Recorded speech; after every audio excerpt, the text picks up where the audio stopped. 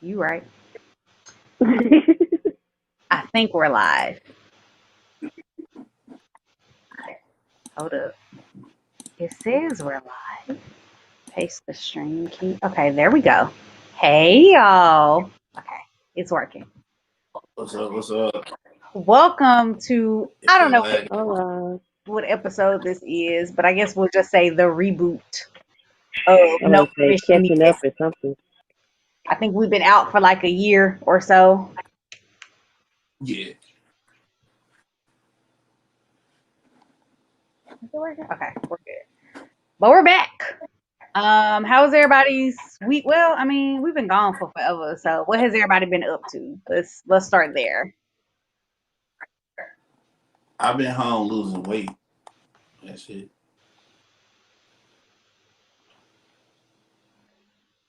Yeah. Some shit I need to do. Yeah, I think since the last time we've been on the show, I graduated, I moved to Massachusetts, I got engaged. Uh, Grad school still fucking sucks. Um, PhD level studies suck more than master level studies. Statistics is the devil. That's about it. Oh yeah, homeschooling. Did we drop a on Twitter? Homeschooling is trash. Homeschooling is super trash, and I'm not meant to teach little people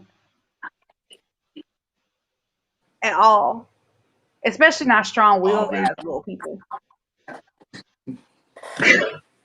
And it's funny because You gonna you get on my created this Aquarius? strong-willed little person. Look, Amira be ready to square up. She told Justin one morning that him, Alexa, and the calculator were just wrong because she knows she multiplied the numbers right. Oh wow. Okay. Hell. Sounds like You're gonna have to all work of on them that. niggas need to get their shit together. That's the kid I gotta deal with. Like, how do I sit here? You looking at me like I can't multiply? Like I ain't been multiplying for damn near 2 decades. Leave me alone. I Well, can clearly answer, you got mom. You rusty just with your don't multiplying understand. skills. Then you be like, all right, let me type it in the calculator. Well, the calculator's wrong. Well, shit, I don't know. It's like, I don't know. I don't know what to tell you no more. But yeah, shout out to the parents that have had to homeschool. It sucks. It's Um, not great. they're It's talking about not. kids going back in the fall. I doubt it. I'm gonna be We totally honest. homeschooling until our Uh, kids go to middle 'Cause school. I got two under four. So, I was trying to see if I could get my oldest, who's 3, into like the Head Start program because Head Start and pre-K used to kind of coincide a little bit together. Then I was told during my interview today they've kind of gotten rid. I won't say they got rid, but they did. They pulled back on the funding, so there's even less Head Start schools than before. So the closest one to my house is like 10 miles, and I'm just like, okay, so mom is probably going. I'm gonna have to shell out some daycare money again. But two, okay, for sure. But at the same time, like I don't trust this pandemic. So even if they are in daycare, I'm looking at probably at the max putting them in part time just so they can have that, you know, social stimulation and formal education. But while it's tough, it's like I just can't trust. I don't know. I got trust issues, and I can't trust other people to, stay home and keep their kids home when they think that they're sick and like, all this other stuff. So yeah, man, it's rough because it's like you're doing like four jobs at home. You're doing the job that pays the bills. You're playing housekeeper. You are also teaching little people and doing everything else in between because I don't know, just a lot of conveniences that like used to be there just aren't anymore.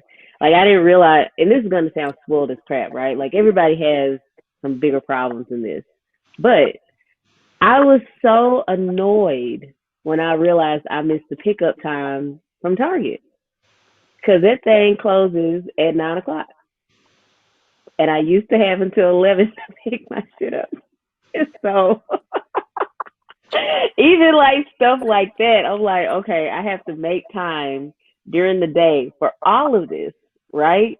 Like it's Yep. not, and it's only me that can do this. So, and then you got to deal. God forbid if me and you have talked about this, dealing with services and them having reduced work hours due to COVID.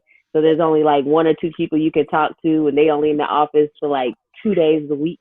Like the whole thing is ridiculous right now. So yeah, major shout out to the parents. I feel you. I'm in the trenches with you. My heart goes out to you. These kids will not run our lives. They will, but we're not gonna let them know that they ran our lives until like 20 years from now. Except for Amira. Amira knows it right now. Bruh, Amira is. That's because Amir is an Aquarius, and that because of that, I will always stand by her side. Alexis, you, that calculator, Justin, all y'all need to learn how to multiply. That's my take. That is foolery. That It is. is foolery that all four of y'all don't know how to multiply. That is foolery. I will say this though.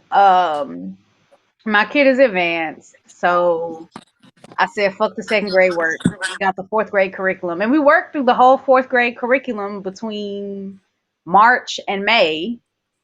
So even though she technically didn't get out of school till June 22nd, once she passed the end of the little fourth grade curriculum test, I felt like my work was done. So I was like, fuck this shit.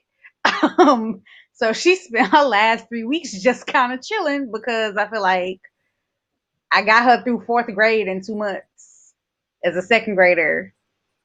And really, I feel like that's all I need to do as a parent educationally. Um, So, yep, she been chilling. She's officially out of school, transferring to a new school district, all that shit. But 2020 has been trash. We're coming back. We've been gone for a year. As we left, the entire world decided to explode, I guess. Shit, where do we even start? I guess with Corona, since we've been talking about having to homeschool kids and stuff. I've said this before. It's like we're living in a fucking movie. Like it's like And it's this is some bizarre shit, and it's weird because we've lived through pandemics before, right? There was swine flu, there was avian flu, there was Ebola. But I can't, maybe it's because I was younger and I didn't pay attention. I don't think it's ever gotten this fucking bad, not within my lifetime. swine flu was happening like my freshman year of college, and I didn't even outside of the rap that they made for it that I found about in Memphis. It's like I ain't give a fuck about swine flu. Right, it was just a thing that was happening and you knew it was happening, but it wasn't really impacting your life at all. Yeah, see, I'm gonna have to interject here. I definitely cared about swine flu. I was in law school when that thing was going down, and we actually nicknamed. But the thing about swine flu, there wasn't a lot of. I'm sure people did pass away from the strain, but there were not. I don't think it was as Was contagious as COVID was, and it also wasn't killing people Hmm. as much as COVID was. You know what I mean? And that's in addition to flu, pneumonia, all the other stuff that is still, killing people. yeah, Seasonally. And then also swine flu was a seasonal thing. Unlike COVID, which is surviving in high temperatures and still yeah. being passed around. But swine flu definitely we were because in law school, if you missed one day, it's almost like missing 2 weeks of classes. It's really hard to like it's not impossible, but it's hard to come back. So anybody who coughed and it was swine flu season, we was like, Get away, please. Go home. And it was like I was like real mad. My 1 year final. At the and winter finals. Dude had a terrible cough.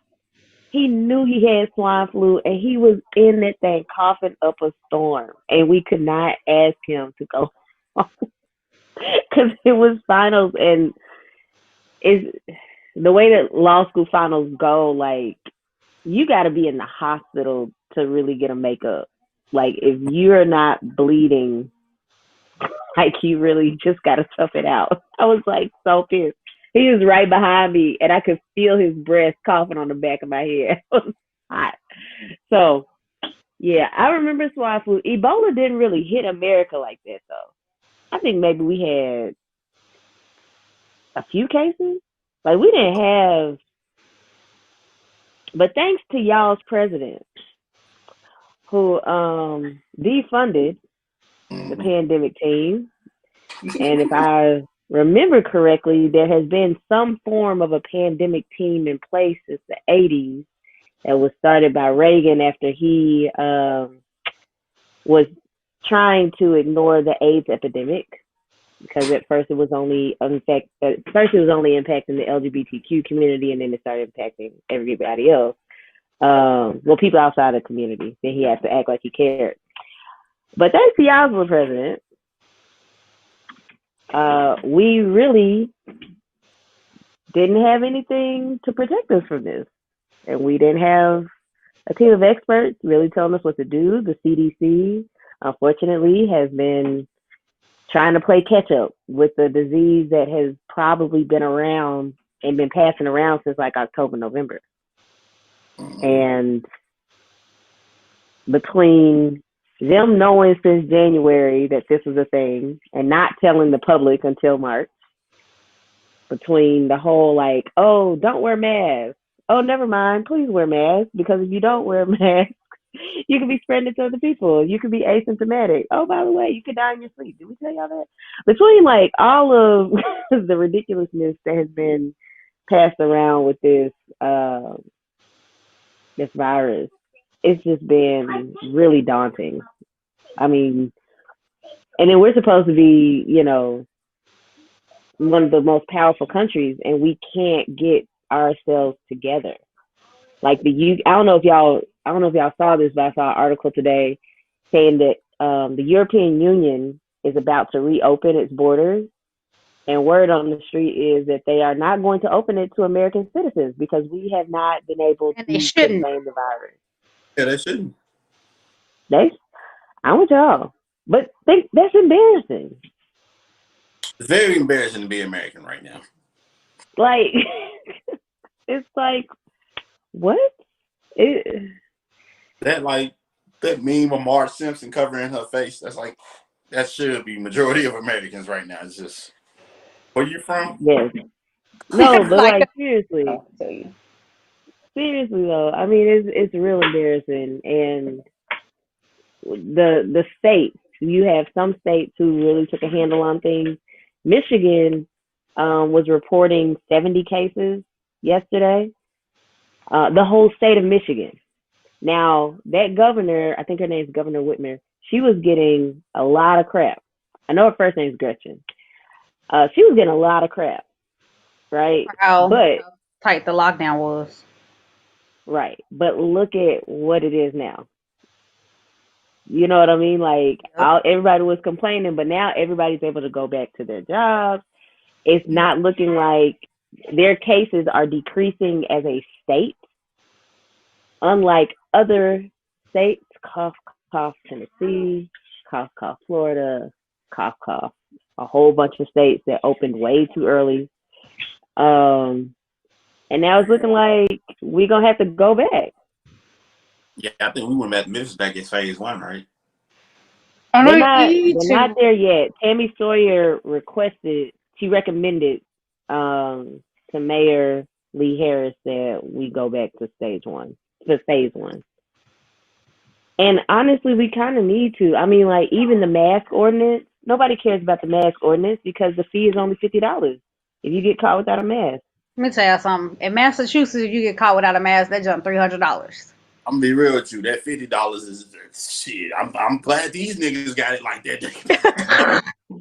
Like, Look, out here, you get caught without a mask, it is $300. And I will tell you, we don't see motherfuckers out without masks. Even if we're just walking around the neighborhood, it's folks 9,000. have their masks on. Anybody trying to, and even to the point where here they find businesses if they let you in without a mask. So any grocery store you go to, Now that should happen for sure. any grocery store you This go is to, they like, nah, you can't come here. You don't have a mask. And they dead that's not serious about happening it. here. It's signs. I know, because I was home in Memphis in May. And the reason why Mhm. I was home, I didn't go see anybody. And I was like, nobody take it personal, but Yep. it was a hard decision for me to come home as is because I know my dad's heart only functions at 33%. So if my dad catches coronavirus, it's going to be deadly. You know what I mean? Like we understand that as Yeah. a reality. So when we came home, Justin and I went and got a coronavirus test. I didn't want to stay in a hotel. I didn't want to risk an Airbnb. We bought us a tent and went camping out in nature. So we didn't have to interact with anybody or interact with nobody's germs. And so when I got to Memphis and my dad tells me to run to the store, I see so many people without masks. And I'm talking about even old people. I'm like, do you know how you are old? You old. Please put on a mask. You putting your life at risk. It ain't even that. It's just like, you know how they saying black communities are getting hit disproportionately. A lot of these motherfuckers in the community, like nobody's like going hard about this shit in our communities. Like especially like my area. Like even when the shit first started, I remember I was telling my mom, like when he first got out, like the kids in my neighborhood was like hooping every day, like aggressively. It was like nobody's just like really going hard within our communities to get niggas to do this shit. Motherfuckers be looking at me crazy. I be having my mask on everywhere. I was like, y'all niggas didn't get me out the game. Fuck this shit. Yep. Nigga, Folks were looking at me crazy in Memphis too. I done heard the stories of the niggas who survived too, and they still don't even sound good surviving. So it's like, I just don't. No, because a lot of people are having I know one of the common things that are happening like permanent lung damage. Yep, I Exactly. heard that too. You know, some people also another thing I've heard, kidney failure. Like some people who were perfectly healthy, now they're on dialysis machines at like age like 30, 35. And who And wants it's that? like, You're gonna have y'all, 50 years of dialysis. Like nobody wants to live that way. I got time for it. I done did work at the right, VA. all and you could have like protected yourself by wearing a mask.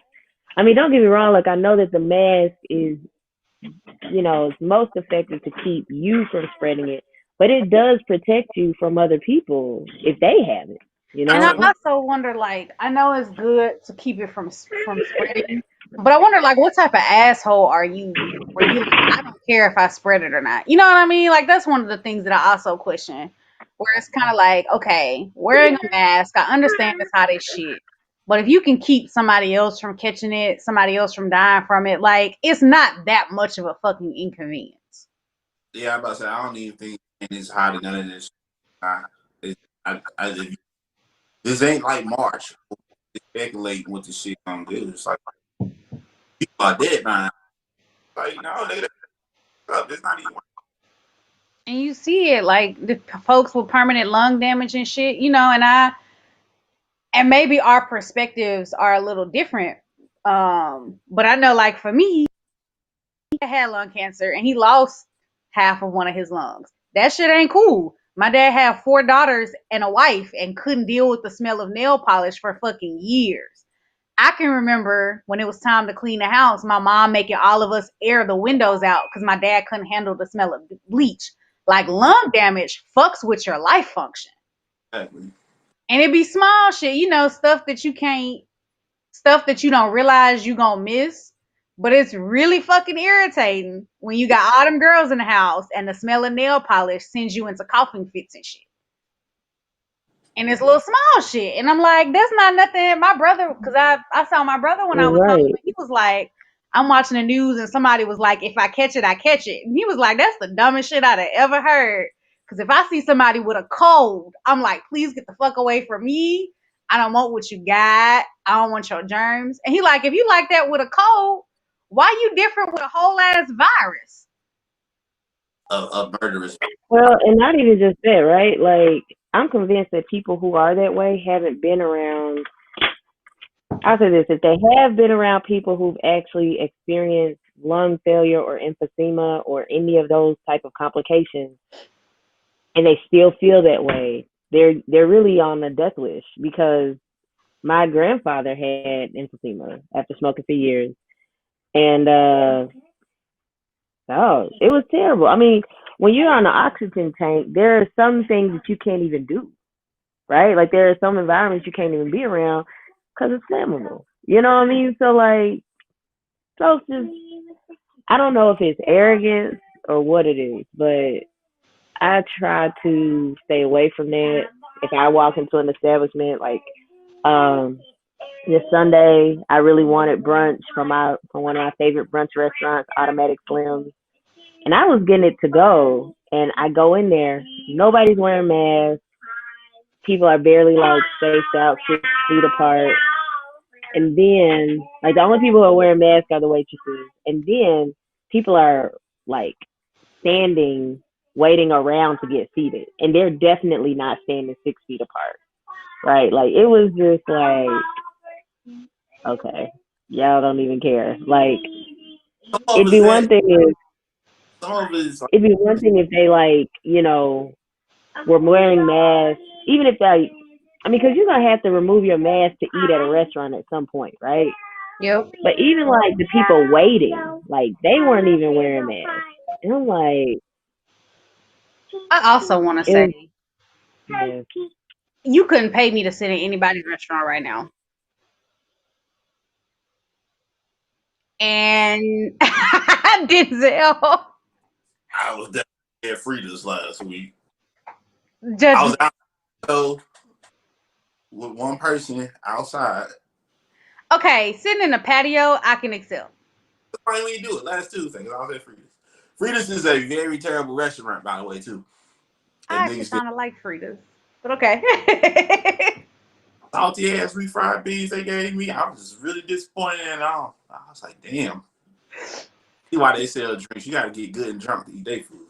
I can accept patios, and I think in Massachusetts restaurants are only allowed to do patios.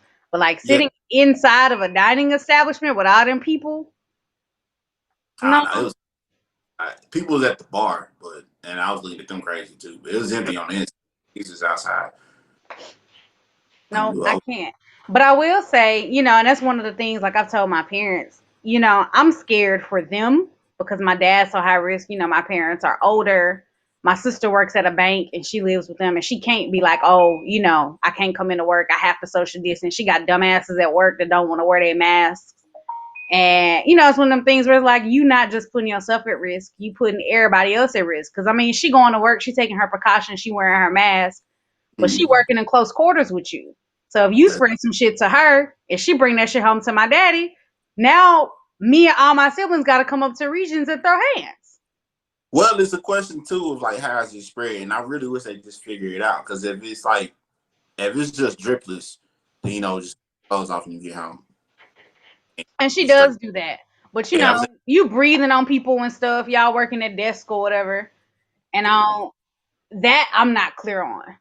yeah. But I know, when I was home, one of the girls who refused to put a mask on came into work with a fever. So when she came home, she was like, I can't eat with y'all. I got to go to my room. I'm finna go take a shower first. I'm finna, do whatever. Because she was like, I'd be damned if I bring something home in this house. But it's also one of them things where it's like, you a jackass for Mm, refusing to put a mask on at work and for coming to work with a fucking fever. yeah. You a whole jackass. Yes. A Because some nigga like, folks all who right, live with their older parents or got to help their older parents or what the fuck ever the case may be, got kids at home, and you just out here spreading shit willy nilly like it's cool. that. And it don't take like I don't know. I got into it with one of my friends about that. You know Like, what? I thought about that. Not to cut you off, DA, but I did think about what's it gonna look like a year or two from now when folks start filing lawsuits, right? Because if you are out here knowingly You know what I'm saying? Like you know that you're in a pandemic. You might not know whether or not you have it or not, but you're also being very reckless in trying to prevent it. And if Yeah. it can be tracked to you, like if somebody dies or if somebody like experiences some, permanent damage to their bodily functions, and it can be tracked to you, and it can also be tracked to your reckless behavior, can you sue? I would. Well, I know that part of the reason why we ain't got no second stimulus check is because Mitch McConnell said he's not approving anything that doesn't like have language in there that you can't sue. Like businesses that reopen and force their workers back, he's saying, you shouldn't sue or if them workers get sick. But honestly, again, I call bullshit because we looking at all the meat plants out in Iowa and everybody in that junk getting sick. And I'm be honest, I don't want a Mm. bunch of people infected with coronavirus handling my meat. All That's that why shit happening in in the Tyson chicken factory. Like, I don't want that shit. the last month with the beef. That's why we had like a beef shortage last month because all the niggas in the damn I got We sick. got a meat shortage. It ain't just beef. Yep. It's everything. I When you just go to go. the It's grocery store, chicken, at least here, they pork. ask you to limit how much meat you buy. I was just talking about Listen, like I would so we have it's not a local farmers market, but it's called Bring It Food. And so they basically go to local farmers, Mm-hmm. kind of pick it up, and then they leave it at like a destination you choose to pick it up One at. of the CSAs. I didn't get any of my meat. They didn't charge me for it, but I didn't get none of my meat. Now the last time I ordered it was I guess like a month ago. Full spread, right? Fryer turkey, sausage, pork, bacon, the whole nine. Steak. I ain't getting nothing this time. I've been trying to sign up So, for one of them junts, but the ones out here fill up so quickly. I was just going off of yeah. You I was was just going going off of what? places and shit though, cause like I literally last month May I went to Sonic and they was like, yo, our menu is limited, and we was like, all right, what y'all got? And it was Mm. like, and we was like, nigga, what you mean it's limited? Y'all ain't got shit to sell. Like, we talking about limited? Let Not me dumb. tell y'all about the time I almost, and it's funny because I've actually, like, now that I'm on the challenge, I'm doing this weight challenge. And now that this is my second time doing it. Now that I'm actually like doing it, I'm losing weight. So even though I have like these like sugar cravings or these fattening cravings, I'll be like, okay, we've made progress. We got to keep it up. However, a month ago, your girl got weak, and I went to Steak and Shake. Do you know that they didn't have anything like except for they could only offer me a single patty burger, That's what I was and gonna say. I was like, okay, well I don't want tomato, and they were like, oh, we don't have that anyway. And I was like, okay, but I do want lettuce. And they were like, oh no, ma'am, like, let me clarify. We can only give you this single patty and one slice of cheese. Hmm. If that wasn't God telling me, girl, if you don't take your fat self home and go home and eat that salad, if you know you prep for times like this, go home. I mean, I got. I'm cute. I ain't gonna say I don't want that, but for the majority, I don't know. If I don't go get something like that, only meat I make like that. So I kind of been lucky in it. But yeah, No, you know, I just or folks dope. are reckless. I know in Massachusetts the numbers are going down really hard, but that's because like you don't see folks without their masks out here. And when I say stuff shut down in Massachusetts, shit shut down. Everything was shut down. See, And Memphis was shut down for like maybe 2 weeks, It nope. was and that's like up until May, and that's just because I started doing Uber at the beginning of it. Up until May, man, shit was niggas really wasn't coming outside. I no, ain't they trying. weren't going out like how they are now. I'll give you that. But I'm saying like there were only like 2 mandated weeks where like only grocery stores were open, right? Oh yeah, And even like then within those 2 weeks, every time I went out, if I went out at all, I saw people wearing masks, all of that. I even saw some people like in like bubble suits. But but that's, people was like really now in it's like of it. folks just kicking it. They kicking it, no mask. I understand the no gloves because I think wearing gloves might be more harm than it is, than help. But I mean, like no protection, no nothing, like just just out here kicking it. It's because I they mean, not. there's this one girl that was like on Twitter. I don't even know her name, but she was in Memphis complaining about how she's never going to the weekend again. And I'm like, girl, it's a whole pandemic. It's a respiratory virus. Why are you out here smoking hookah? Like, I know why they. I knew my stance. I'm still out here like visiting my people I visit to do what I do, but I know what they going on now. It's like I said, I think a lot more people were scared in the beginning than now. I think motherfuckers done got like they like fuck it, and then it's they was in the house like 2 months and they got out. But my thing, like I said, is the mask to me because it's like I didn't never Denzel being Denzel. I ain't never like sit down. I'm like every day I get up and go my I-40 just for it. So it's like I never sat down. and to be fair, I mean, it is you Don't get want. restless Like, because there's no end to this until at the earliest a year. We exactly. want to be honest because even though I know that they are working on vaccines, they're working on one vaccine to be ready by the end of this year. But even though that's just one vaccine, right? I say You something. have to have enough vaccines to spread across the world. So, who makes the decision on who gets this vaccine first and like all this Can I other say stuff? something? And then if it's even going to be effective enough. It usually Because takes that's years the process. for vaccines to be vetted. That So is true. Now, I'm and gonna here's the be one of thing. them people that's like, I'm straight on this vaccine because I'm here's what's definitely about to straight on the happen. one that's coming out this year. I'm gonna be honest with y'all. Here's what's about to happen. Everybody gonna take that damn vaccine, and in about 2 years, we gonna be seeing them commercials from them lawyers. Have you or a loved one been injured by the corona vaccine? Call 1-800 get help now. Giselle's gonna be on that commercial because if they get that, I'm gonna let some niggas take it first. I'm gonna get like 3 months. I'll let some niggas take it, and if it look like the Here's niggas, the thing.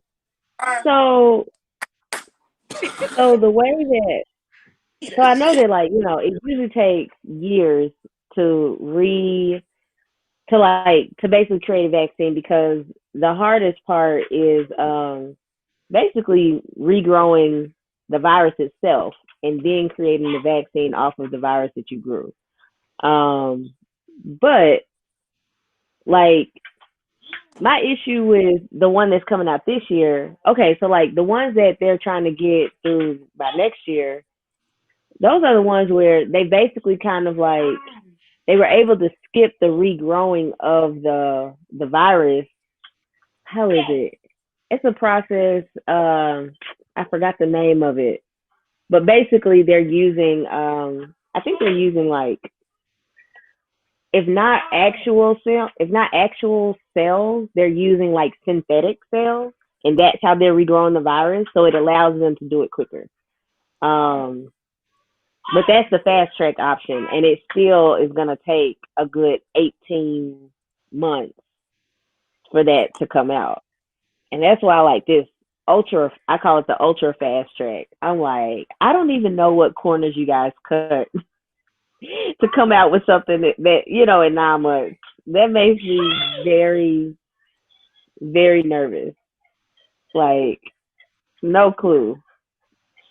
Folks gonna be growing third arms and all kinds of stuff, and I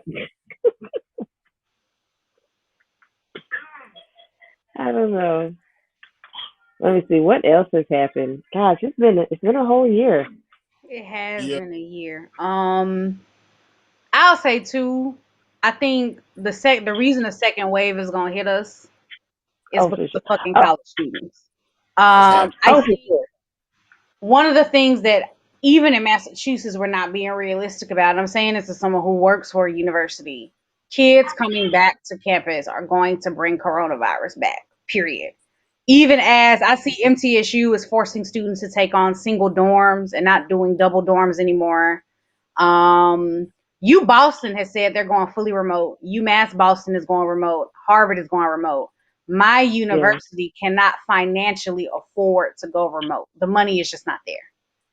And so a lot of what you're going to see happen is there are going to be a lot of universities who feel compelled to open anyway because they just cannot financially afford to do otherwise. And we talk about how fucking broke America is. Broke as shit. Everybody's broke as hell. That's something Everybody, coronavirus has everybody is honestly living exposed. paycheck. The minute Niggas, all them companies started going, oh, I'm bankrupt, all these rich people like, I ain't got no more money. Universities Right. like, we can't pay anybody. It's like, oh, so all of you motherfuckers were out here running a pyramid scheme. all, Everybody is a scammer. Yep. all of these who have made fun of me on that timeline about not having money, I want all of them to kiss my ass, nigga. Your job got money. Oh, but Country full of scammers. So, I'm not gonna judge anybody happy about the stimulus check, but it's just interesting how before all this hit, everybody was very keen on shaming each other about who got money and who don't, and then it comes down to it, and it's like, hey, we all broke in this thing together. Welcome. Got this unemployment check, and I be looking at these folks like, get your broke ass away from me. We ain't get there with the rest of the poor people. I don't even know if I'm going back to my job. I might just start doing what's called full time because I'm like, I can make more doing Uber than full time than at my damn job. If unemployment can pay me down at $800 a week, what the fuck is this shit? I'm like, Which is a strong sign that we severely underpay so many of our workers. Yep. And I think it's one of those things. There's way too many people with that who said that, and I believe it. You know, it's something too. Oh, sorry. No, I was just saying. I was just agreeing with you. You know, like everybody is saying that they're making more not going to work, and I think inadvertently, coronavirus is too gonna change the way colleges operate. And one of the things is you're gonna see a lot of your smaller universities essentially be swallowed whole by this shit. Universities like Harvard, Princeton with billion-dollar endowments, they're gonna be straight regardless. They can afford to take a semester off. But your smaller universities, like where I am, your UMass Lowell's, your University of Memphis's, your UT Martins, they cannot afford this shit. So that's gonna change a lot of shit because what you're gonna be left with is these elite ass institutions that gatekeep the fuck out of shit.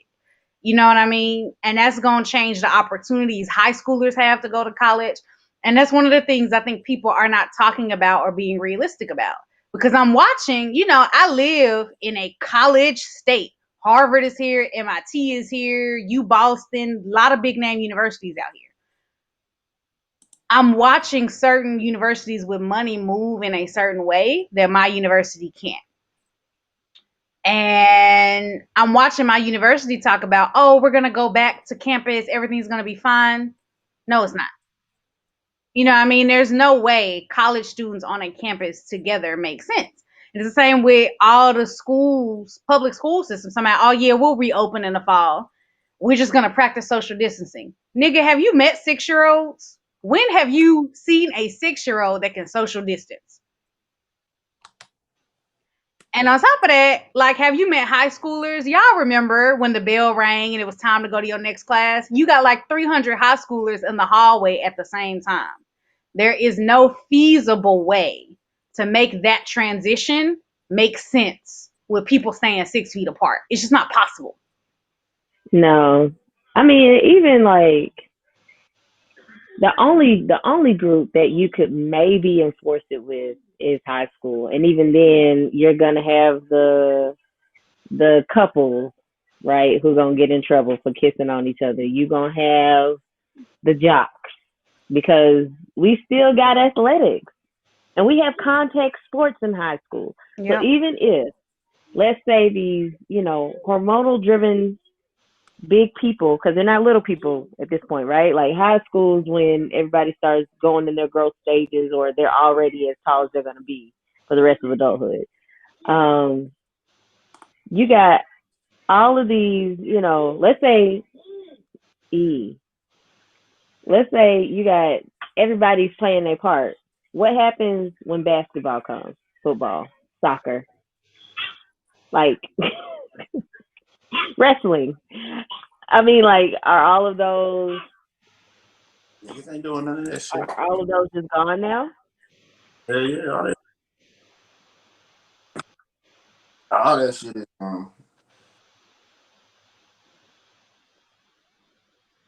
But the thing, colleges, me and Mel disagree on this, but I was saying a long time ago, colleges was already out the door. It's just the thing that's probably gonna finish them off. Outside of like law, like which does probably medical school, agriculture, a lot of shit you go to college can't learn without it now. There's actually people learning and get some next. So probably happening faster, but I was like college. Well, the issue is it'll be even harder for people. All right, it'll be even harder for people who are not rich and of the majority, aka white K, no J, and then K. It'll be even more difficult for them to be able to access law schools and med schools because then now they got to go through these elite schools, which cost a whole bunch. Yep. And that they 9 times out of 10 can't afford to go to. So yeah, that'll be the issue with that is, like for instance, University of Tennessee is gonna be okay, right? Like it's not an elite school, but state of Tennessee ain't letting it go down. Let's be real. Yep. But I mean, to your point, Mel, we also got UT Chat. We also got UT Martin.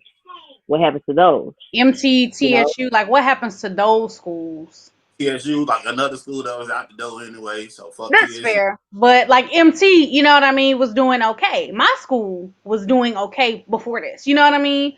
There are a lot of universities I think that have done well, but don't have billion-dollar endowments. You know what I mean? And those are the schools that people that look like us tend to come through.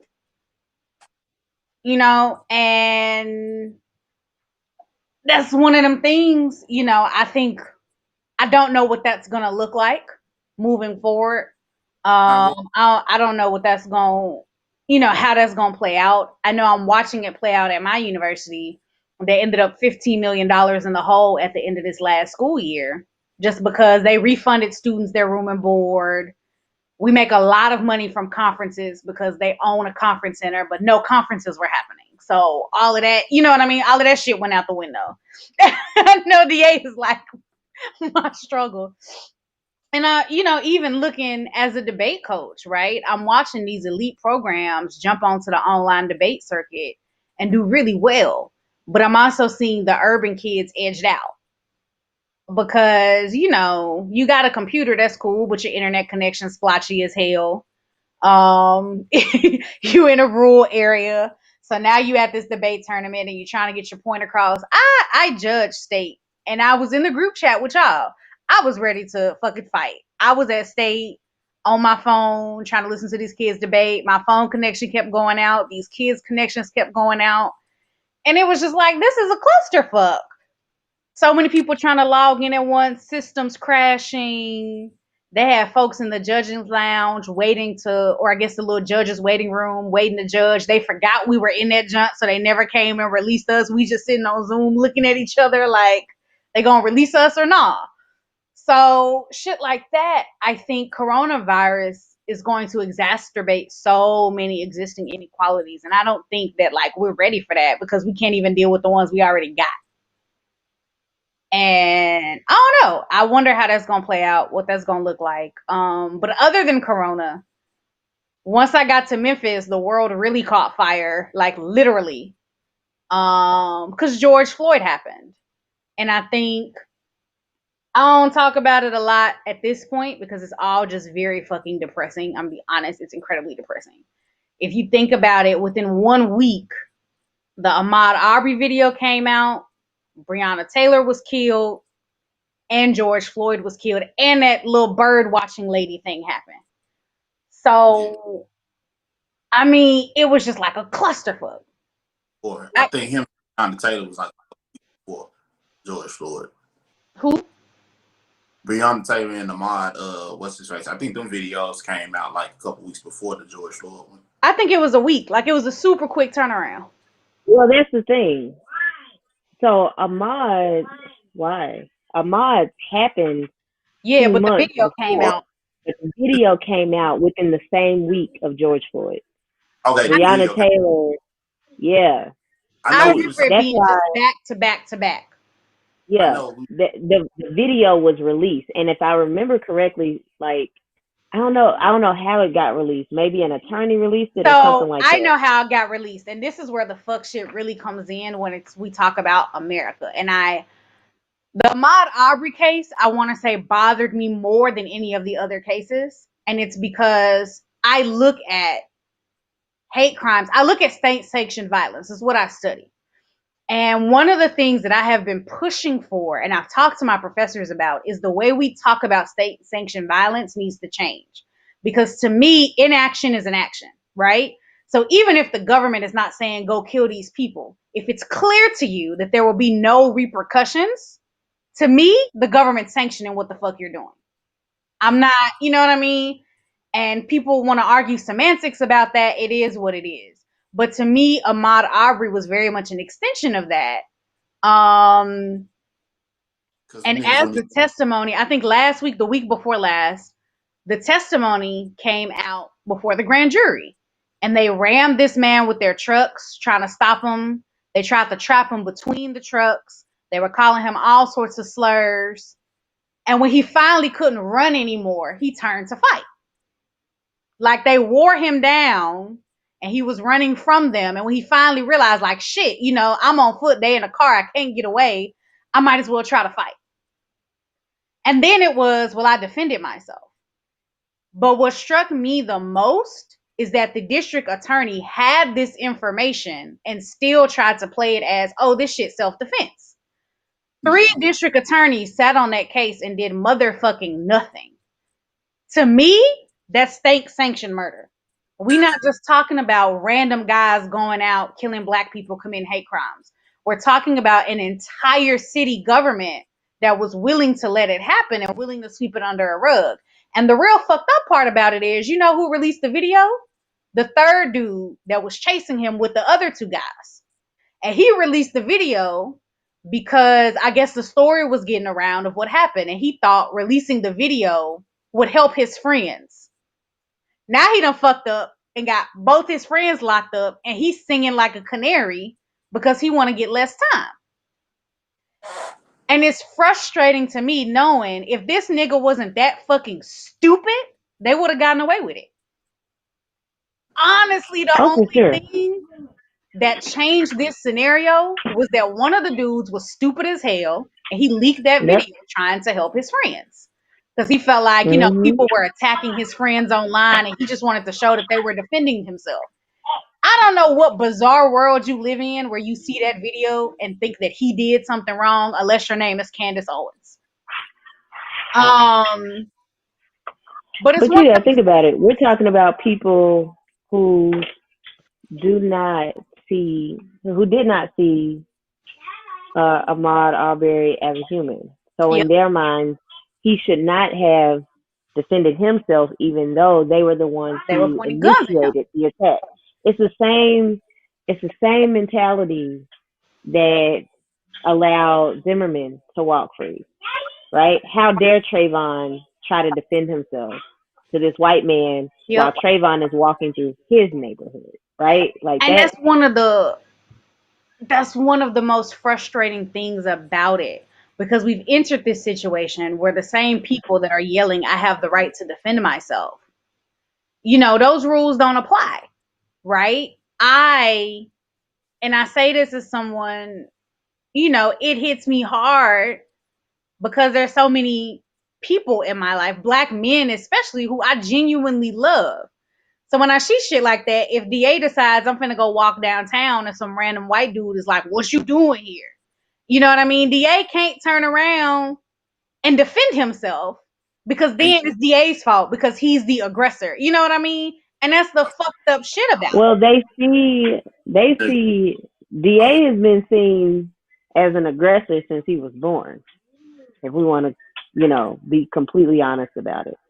Unfortunately, and to be honest, Black women and men are targeted, and are usually seen or portrayed as more aggressive than any other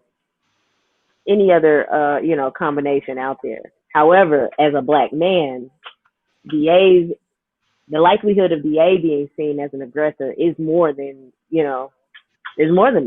And 9 out of 10, the reaction to DA, defending himself, the reaction to Trayvon, the reaction to Ahmaud, is met with the most lethal force, which is death. And it's depressing, especially because even though, for reasons that we won't talk about today, our previous podcasts are hidden, we always talked about these things, right? Like George Floyd, Ahmaud, Breonna, these are not the first killings that we've seen mandated by states. These are not the first, executions we've seen on video. It's not the first time we talked about it. And it's frustrating to be aware of these things for so long. And now, because it's so blatant and it's in plain sight, people can't stand it, and they can't turn away from it, because if you turn away from it and you don't say anything, now you look bad, because now we're looking at you like how we should.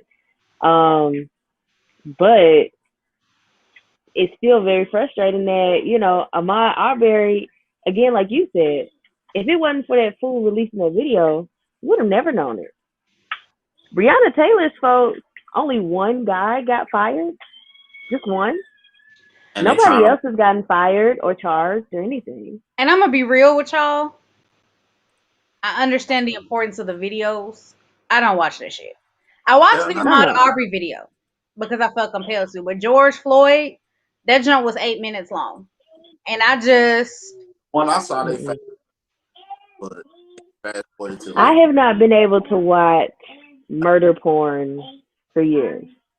I think my last one was, because there wasn't a video per se, but with Sandra Bland and Tamir Rice. I think those are my last two. Because there was a dashboard, I think, from the cop's car with Sandra Bland, where you can see her getting apprehended. And it messed with me. She's my age. She's literally she was born a few months before I was. So that messed with me. And Tamir, that baby, he was a baby. And even though the video is extremely grainy, you can definitely see the cop cars pull up and you see him getting shot down within 4 seconds. Like, that was honestly, I haven't been able to stomach anything. I will share articles about what happened. I don't try to share those videos that come out, because I can't stomach them. Okay. I was not willing to sit through 8 minutes. And that's the thing, 8 minutes. I mean, I'm proud of myself. I have removed enough people from my Facebook and Twitter and Instagram to where I have not seen anybody sympathize with any of their killers. If they have, they know to not let me see it. So, you know what I mean? Like, I'm grateful for y'all. Continue to block me from your foolishness. But it makes me think about the type of person you have to be to know that you are squeezing life out of somebody. And then they knew of each other. He was not a stranger, because they worked in proximity with each other for at least a year. They didn't like each other. They knew each other, and they said, like, the problem they had is that George told him he was too aggressive. He coming in the club, and so he had a problem with George. Yeah. Yep. Yeah, and it's also one of those things too, that my point has been, it's not just the officer who killed him. 3 officers stood there and watched. So when you're telling us this bullshit of, oh, it's just a bad apple, it's just a few bad apples.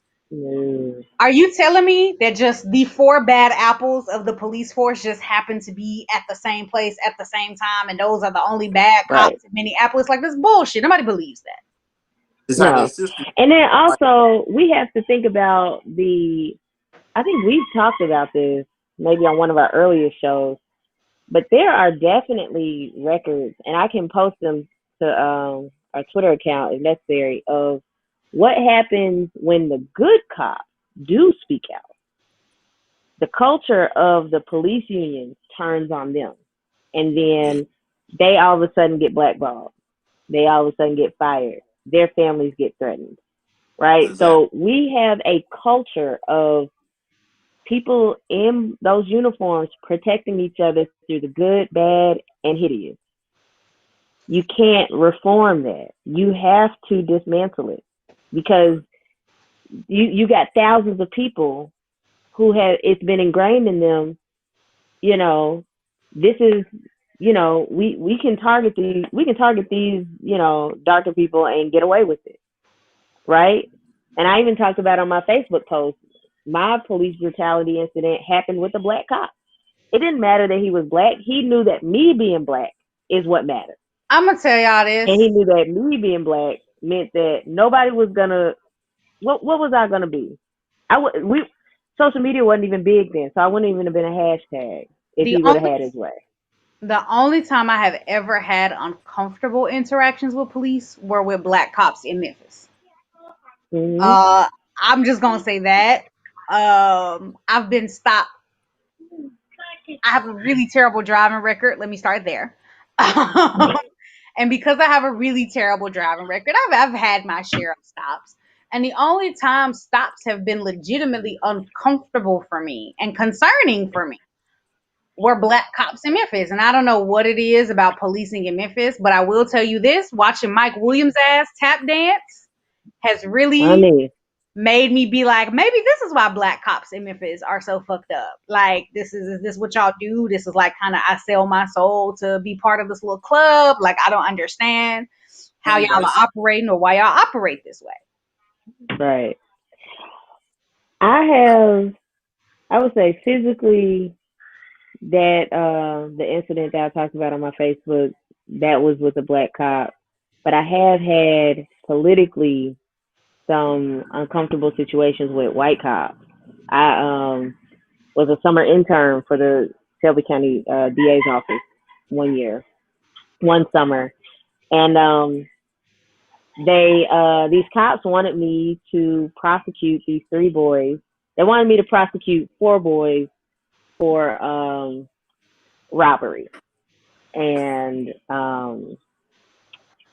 I think for the amount, and they alleged that they had guns and everything like that. I can't remember if it was a class A felony or a class B, but I remember it was like a really serious crime that they wanted me to charge him with. I'm looking through the evidence. I can't pin three other boys there. There's no evidence showing that they were there. There's evidence showing one. There's not evidence showing that the others were there. And so let them know, hey, I will charge them with this lesser crime, you know. I'll push those through. We'll have we'll see if they want to have the hearing and all sort of stuff. But I'm not gonna add these other, very high charges onto these boys. They're 18. Yeah, One of them was 17, if I remember correctly. It was about to turn 18 in a few weeks, and they went to my boss and asked for him to fire me because I refused to pin these charges on these boys. And my boss was like, I was the one that trained her. So either give us the evidence that corroborates what you're saying or go back to the drawing board. Then they went to his boss. They went to the DA. They went to Amy Wyrick. She was the DA at the time. So they were like really it was very interesting to see because I was in your situation, Mel, where like physically, we're going to talk about like feeling uncomfortable with an officer. My biggest incident was definitely with the black officer who put the gun on me when I asked did he have a warrant. Um, but did I mean I wasn't even getting paid for that internship. Now all of a sudden I'm afraid that I'm gonna lose my job with this unpaid internship because y'all can't get y'all story right.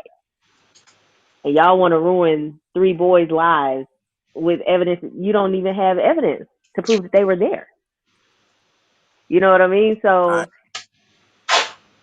it's I don't know if I told y'all this or not, but police unions, I'm usually a very pro union person, but when it comes to police unions, Police to union, me they act more like a mafia they're a cult. yeah, than an They're actual a fucking union. racketeering scheme, a money laundering scheme. And I They're hate that everything except for what because they're supposed to be. sometimes like a career as a police officer could make or break a person, being in poverty versus achieving, middle income, or some type of tangible wealth. So I understand that it does provide opportunities, but at the same time, like it can't be at the expense of the community that they're supposed to protect.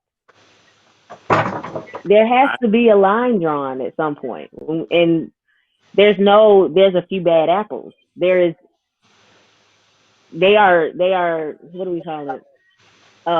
Fruits of the poisonous tree. It's a legal theory, and basically, it's it's basically talking about evidence. If one piece of the evidence is based off of a lie, or based off of something that's been tampered with or something like that, then everything else touching it is tainted.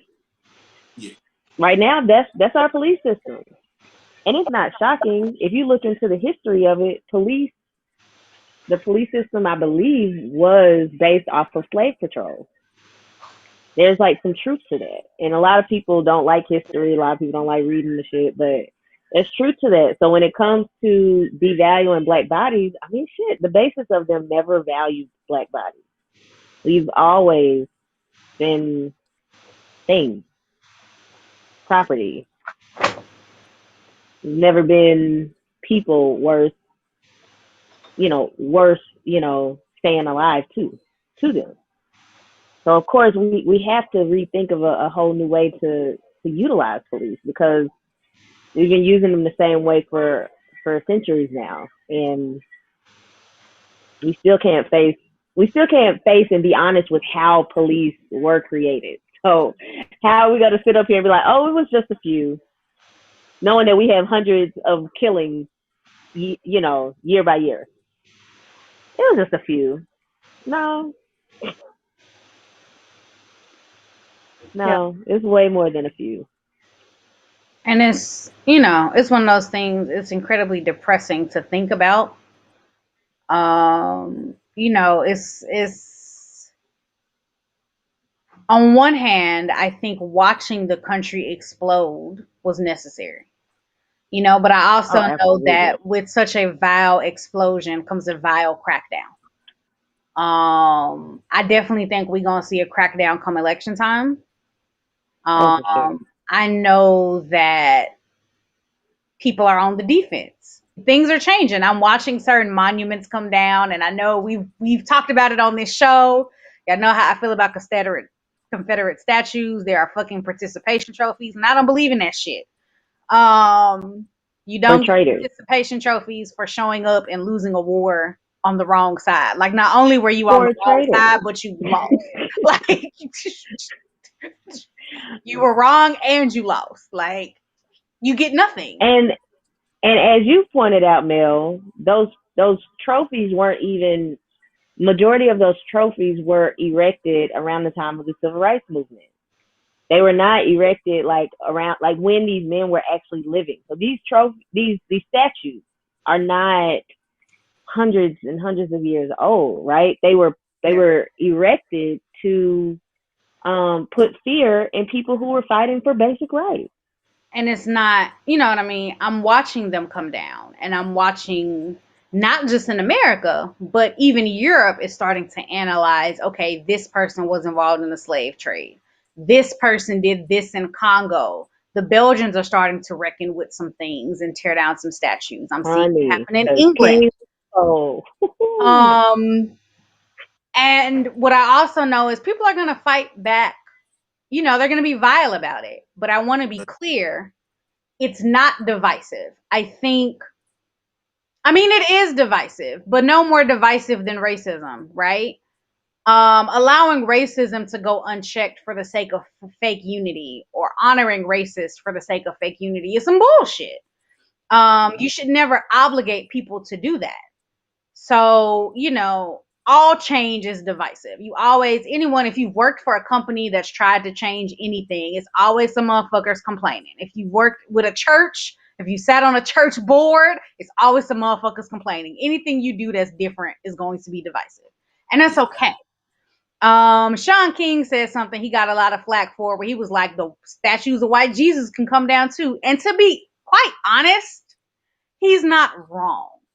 I know people are not going to be receptive to that message, but like, I mean, Jesus isn't white, and the fact that y'all been masquerading as if he is a white guy for like several centuries is like really disturbing. About as disturbing as people still swearing the Civil War was not about slavery. But because it's Sean King, you know, I don't support him, so it's hard to be like he has a point because it's fucking Sean King. I guess a broken clock does strike right twice a day. Yeah, I would say you can say this nigga full of shit, but he got a point there. Like most times. This time, I'm still tripping off of the fact that his mama being loose in these streets is what gave him the conclusion that he must be mixed. That is like the wildest story. He released that story, and I was like, did you just tell the world your mama was out here hoeing? First of all, not knowing is like really weird when you like 36, 37. Like, it happens though. So y'all, my mom is addicted to divorce court. She's addicted to paternity court. It started out with divorce court, but now she's on the paternity court. And I try to not listen. I try to tune it out. But sometimes, like, grown people be on there with their old mamas on AARP and be like, you told me my daddy was such a... I'm not saying not knowing who your dad is, but, like, really not knowing whether you mixed or not is, like, crazy. Like, for real. Because you don't know who his daddy is. But it's like, can't you go to the doctor? Here's my thing. No, here's my thing. That man could go to Target and get a 23andMe kit today. I think the thing costs about $40. He can figure out where his ancestry is. So nothing wrong with being. I feel like him choosing not to, cause y'all know, if he would have taken one of the ancestry kits, y'all know if it came back with like 2% sub-African something, he would have been like, see, I told y'all I was black. This hairline is real. It ain't made up. I told y'all my story about ancestry DNA tests, right? About my coworker. No. I had a white coworker. Maybe I couldn't speak freely then because I was still working at WSU. But now I've graduated and he's graduated and I don't give a fuck. So I had a white coworker named, we're gonna call him Billy. Me and DA are here for the tea. What's up? Billy was at work one day and WSU does a multicultural graduation for students of color to have a little graduation celebration before graduation. So I got my email and I hear Billy across the way, and Billy is like, I just got invited to the multicultural graduation, whatever that is. It was this other chatty, super conservative old lady who was also a GTA, who was coming back to get her degree or whatever. And she asked the question everybody was thinking, how did you get invited to that? And he was like, y'all petty. I was actually really surprised she asked the question because she's super conservative and racist. But anyway, he's like, that's why I fill out my paperwork. I check black.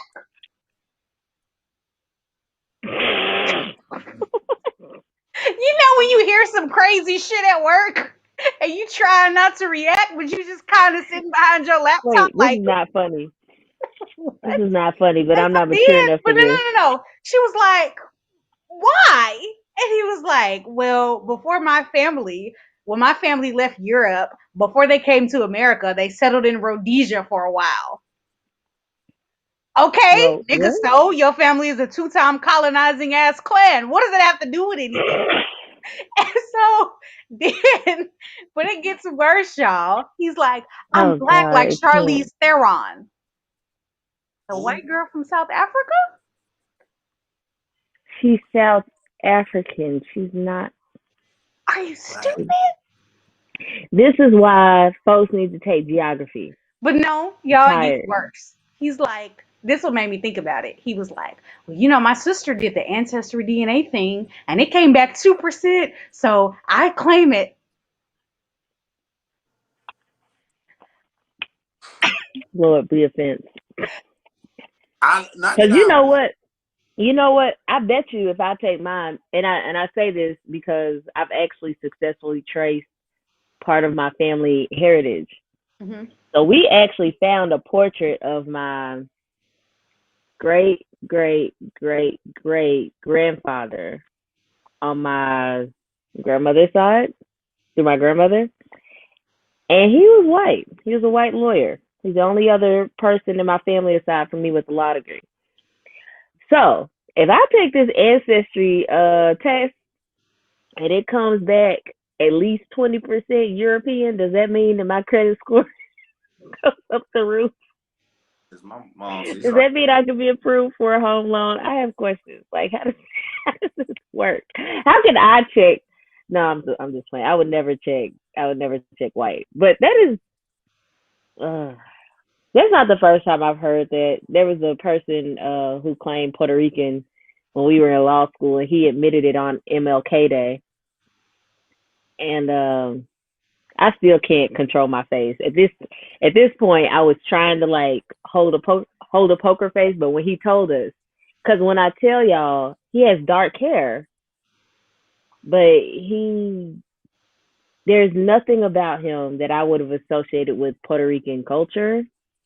Um, Nothing about him that I would associate with anything but being an Caucasian. American white person who happens to live in Tennessee. From the bottom of my And so he told us this, and like I was like, I looked at him crazy, and he was like, "Why are you looking at me like that?" And I was like, "Do you actually celebrate Puerto Rican culture?" And he was like, "I mean, my mom is like half," and I was like, "That's not answering the question. Like that's not answering what I was asking here. That's completely avoiding it, which makes let me think me you're guilty." let me say this as someone whose family is legitimately every color of the rainbow. Don't claim shit that you're not. Don't claim shit that Please you're don't. 2% of. Listen, Don't be Elizabeth Warren did it, so y'all didn't have to. don't be out here pretending or whatever it is that you're doing. I don't know what happened to DA. I presume he'll be back. But don't be out here pretending to be something that you are absolutely positively not, because it's not okay. Like, it's not normal. It does not make sense. Um, I will say, okay, DA's back. Um, but I'm watching, these conversations about race take place. I see a lot of empty, hollow diversity statements. That don't really mean shit to me. I'm gonna be honest. So many It companies doesn't. have released, and I'm not at all entertained by it. Um, because I feel like there are so many barriers and there are so many things that legitimately need to change. That people have not bothered to look at, people have not bothered to think about, companies are not going to do. So I think there's still so much work to be done, and it's frustrating. You know what I mean? It's frustrating that the whole world exploded and the most anyone could do was release diversity statements. Um, and I want to say this, as someone who works, we had a conversation today, as a black debate coach, as someone who's watched the way, um, diversity and inclusion has essentially been a boom for white women. This argument that women in general make something diverse enough is foolish. I say this as a woman. I don't have anything against white women getting their shine, of course. But, white women to me are a lot worse with their microaggressions than white men.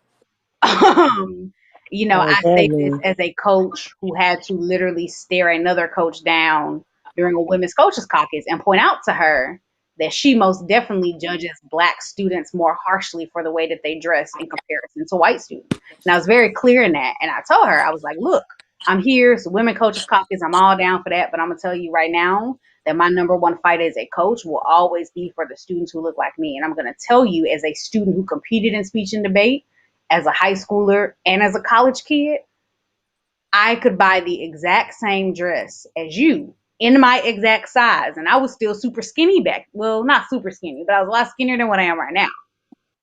I will be judged a lot more harshly because I'm slightly more curvy. We can buy the exact same dress. You buy it in a size 4, I buy it in a size 8. But I'm going to be judged more harshly. And she was, what? She came later and did that passive aggressive. I just want to thank you for your comments. You gave me a lot to think about. Okay, cool. You know what I mean? But those are the people that we're saying is diverse enough, right? And diversity and inclusion essentially benefits them. And there's always one or two random Asians thrown in there. And now we have diversity. But that's not what we're looking for. And to be honest, we're not looking for, not having diversity hurts pretty much every company that there is.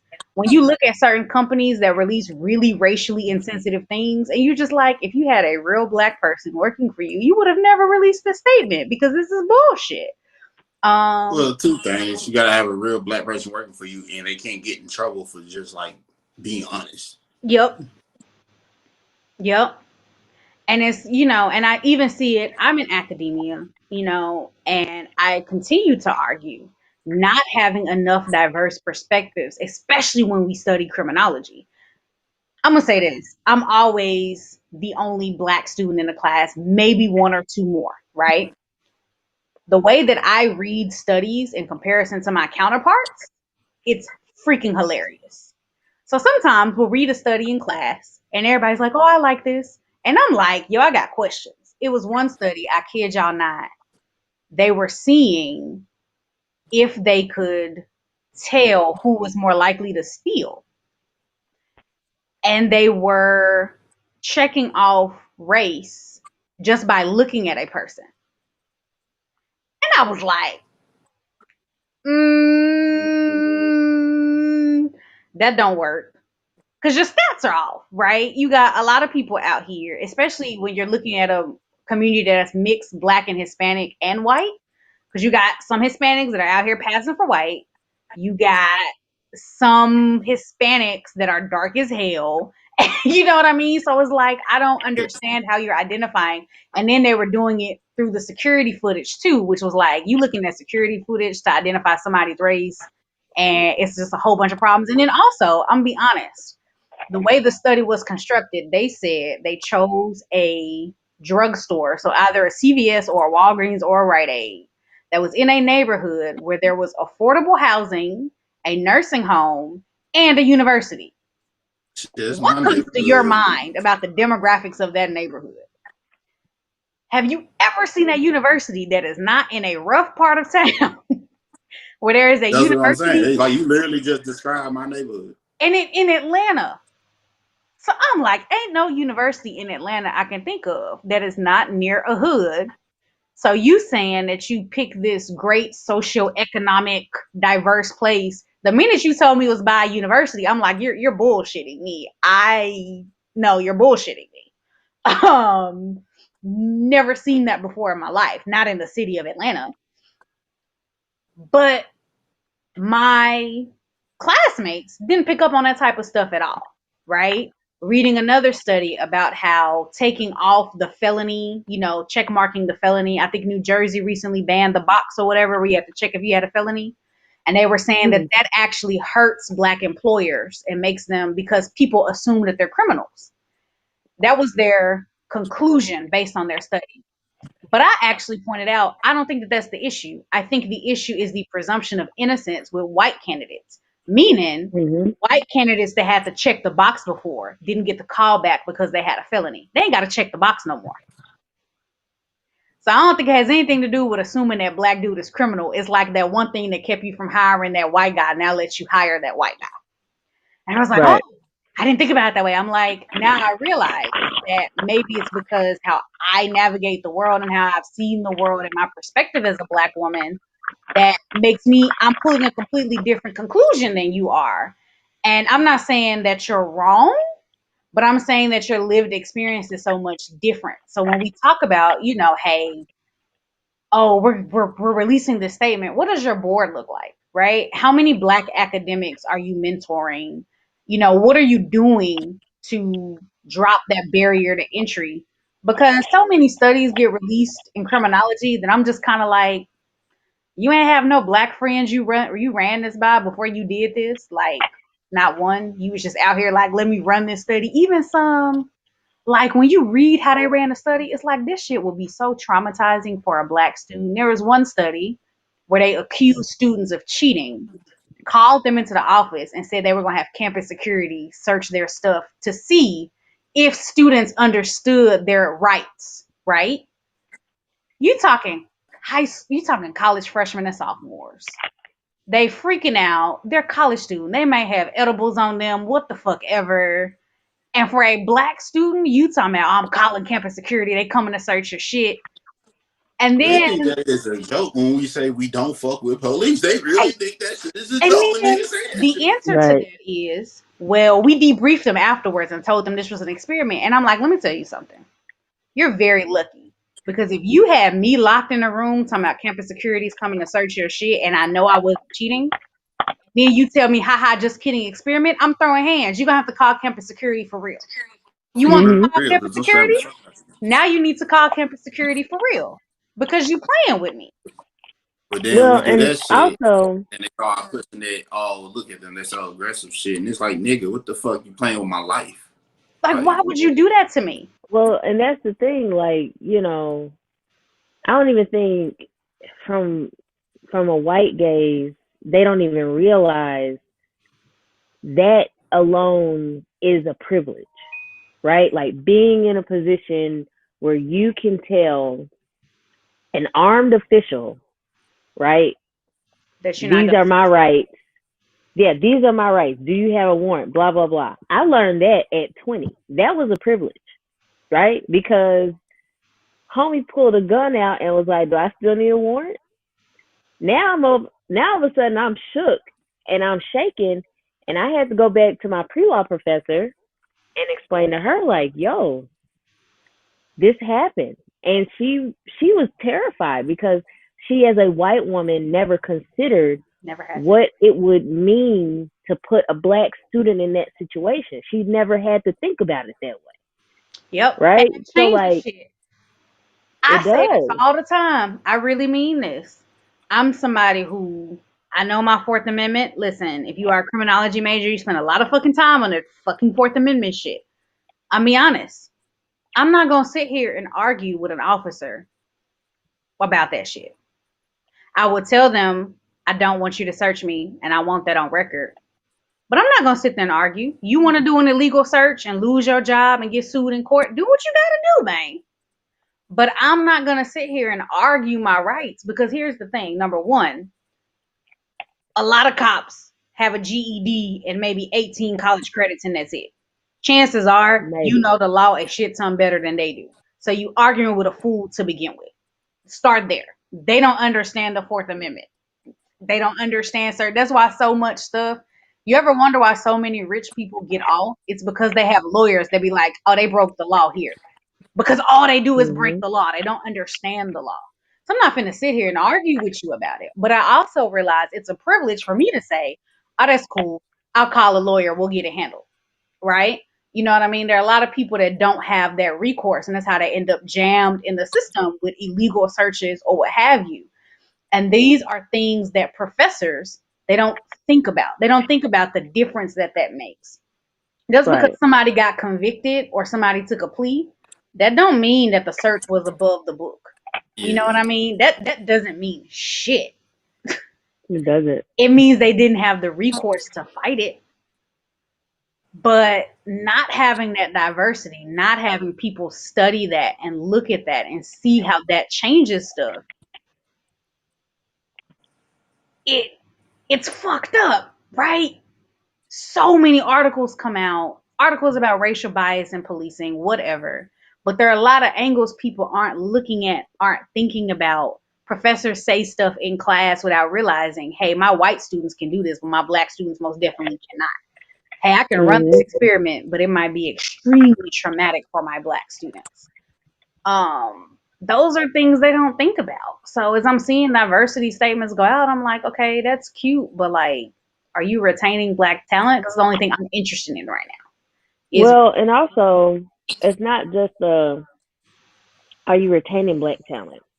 Are you retaining and then also training that black talent and allowing them to promote themselves, or promote them within it? Um, the company that I'm at now, we had a town hall, we had a virtual town hall, and the CEO had a very in-depth talk with a lot of with the black in-house group, and it was very very blatant. And they were like, look at our executive leadership. Who's black on the executive leadership? Like, it was like very, matter of fact. I was like, oh, okay, let's chat about that. Okay, cool, cool. HR was on the line. I was like, okay, we're gonna work on this, we're gonna work on that. I want to continue discussing blah blah blah. Then our site lead, because mind you, the company that I'm at is headquartered in New York. New York is a lot more liberal than Memphis, Tennessee, right? So our site lead kind of piggybacks off of that and is like, oh, like, I want to have a town hall. We can talk about, what's going on, da da da da. It was completely different vibe because he couldn't say racism. He couldn't say police brutality. He couldn't say, a lot of those key words that let me know, okay, this is not going to be the same type of meeting. And then he spent the entire meeting talking about when we're going to come back to the office. Did not address the fact we don't have one black person who is a director level or higher at our office. Did not address the fact that there have been that we have lost talent. We've lost several black talented people since I've been here, and I've not been there for that long. But did not address the fact that we are losing black talent because we are not promoting it. And he talked about not one new, not anything we're doing specifically at our Memphis office that would allow us to think that what's being implemented at headquarters could possibly be implemented here. So, that's another side of it too, right? Like, some of these companies might really want to make change. I don't doubt that. I'm also more of an actions person. Let me know when you actually going to put some things in place, and that'll be great because words are nice, but actions are better. But even if you do it at headquarters, what's going to be done at these other sites that make up this company, right? Because a lot of these global companies are not just in one space, right? A lot of them are all over the globe. So, what are you doing as a company to make sure those words that you're putting out on social media are going to be implemented, and you're going to start giving more black people opportunities, allowing them, actually allowing black people in the room to even be able to help you make decisions? Like Snapchat with the little Juneteenth shackles thing. Obviously, there was not a black person with sense in the room. What are you gonna do to allow us to have voices when it counts? Because right now you still got us in the trenches, and then you act like it's affirmative action for us to be even there when 9 times out of 10, a lot of us are overqualified than half your staff. Listen to all this shit that we subconsciously carry on us, though. Like, have you ever sat down and thought about all this shit in one sitting? You said, have Like, ever thought everything we about done what? talked about in this episode. Like, you ever just thought about that just fucking sitting? Just our lives. You got to worry about niggas experiment with us. Police trying to kill us for asking why the fuck we getting pulled over. Having to go to work lesser fucking jobs. Even now, we say, hey, that shit is offensive. It's all white people in the room. I don't see how it's fucking offensive. So, like, nigga, I'm a fucking offended. That's how it's offensive. You know what I'm saying? Like, you never said that. Like, just thought about all of this. For real, it's like, that's why I like, when we honestly, talk about I LGBT protect my energy, community, DA. I and when promise niggas be you. like, well, how's that to them? Because they fucking offended. That's how it's offensive to them. It don't matter what the fuck you think, because you're not the and it's person one of being them things offended, I hate nigga. having to explain why shit is offensive. I had this conversation I with, ain't gonna and do it. it's I promise y'all, shit you hear sometimes at debate, you be like, who coaches you? What is wrong with them that they let you do this? So I coached at nationals. I talked about this on a podcast when I was at nationals last year. Duo team. They did a scene from some Huckleberry Finn musical, and white boy looked at his black partner, half black partner, and was like, "My nigga," and I was like, "Nope, you're getting ranked Yeah, I lowest remember in the that. round. You 1 through What? 6. You're the 6. You're the 6. You two are the 6. First of Mm, all, you as a black man allowing your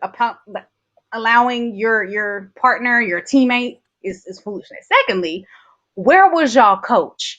Thirdly, in order to get to nationals, you have to win districts. So were y'all like the only duo team in your district that you cleared here to get to nationals, or did like that many people really vote for y'all that y'all were voted number 1 or number 2 in your district and got to come to nationals? Got a whole lot of questions about this. I don't know how this got to the national stage, but I'm not cool with it. I have a conversation with another coach about it, and he was like, "Let me tell you what happened to me. I judged a right. student at districts that ran Song of Dixie as their piece, and I voted them down. Their coach, their mom. First of all, you in high school. Why your mama coming to talk about anything related to your debate activities? Your mama needs to leave me alone." Oh Their mom, Jesus. everybody was slamming me for being like, this is an offensive piece and I can't send it to nationals. Voted him down in the final round. And I guess it was a boy who felt like it was his time, and this one mean coach voted him down. And I'm like, first of all, how does that reflect on us as a district that we let your racist ass piece go to nationals? Absolutely not. If I'm judging the final round, my thought is, do I want this to represent Southeast Kansas? I don't. You got to go home. You can't go to nationals with this. And it makes you wonder, like, y'all just be clearing offensive shit without thinking about it. Like, you as a student picked this piece, your coach read it, your coach watched you practice and perform it, said, let's go with this. Mm, Then you went and performed this piece through several preliminary rounds at district, and people voted you up so that you made it to finals. And then 3 judges in finals were like, yeah, let's send this offensive ass shit to nationals. How? Like, there was a lot of yes nobody's offense men. bells went off. I can't give. Okay, I can't give too many details about this, but I can't not share with you guys either. This okay, this Juneteenth celebration I was invited to. The way that the invitation made it seem like there was this there were going to be special guests there. The special guests like had in-depth knowledge about Juneteenth. You know, we were going to be celebrating it. Blah blah blah.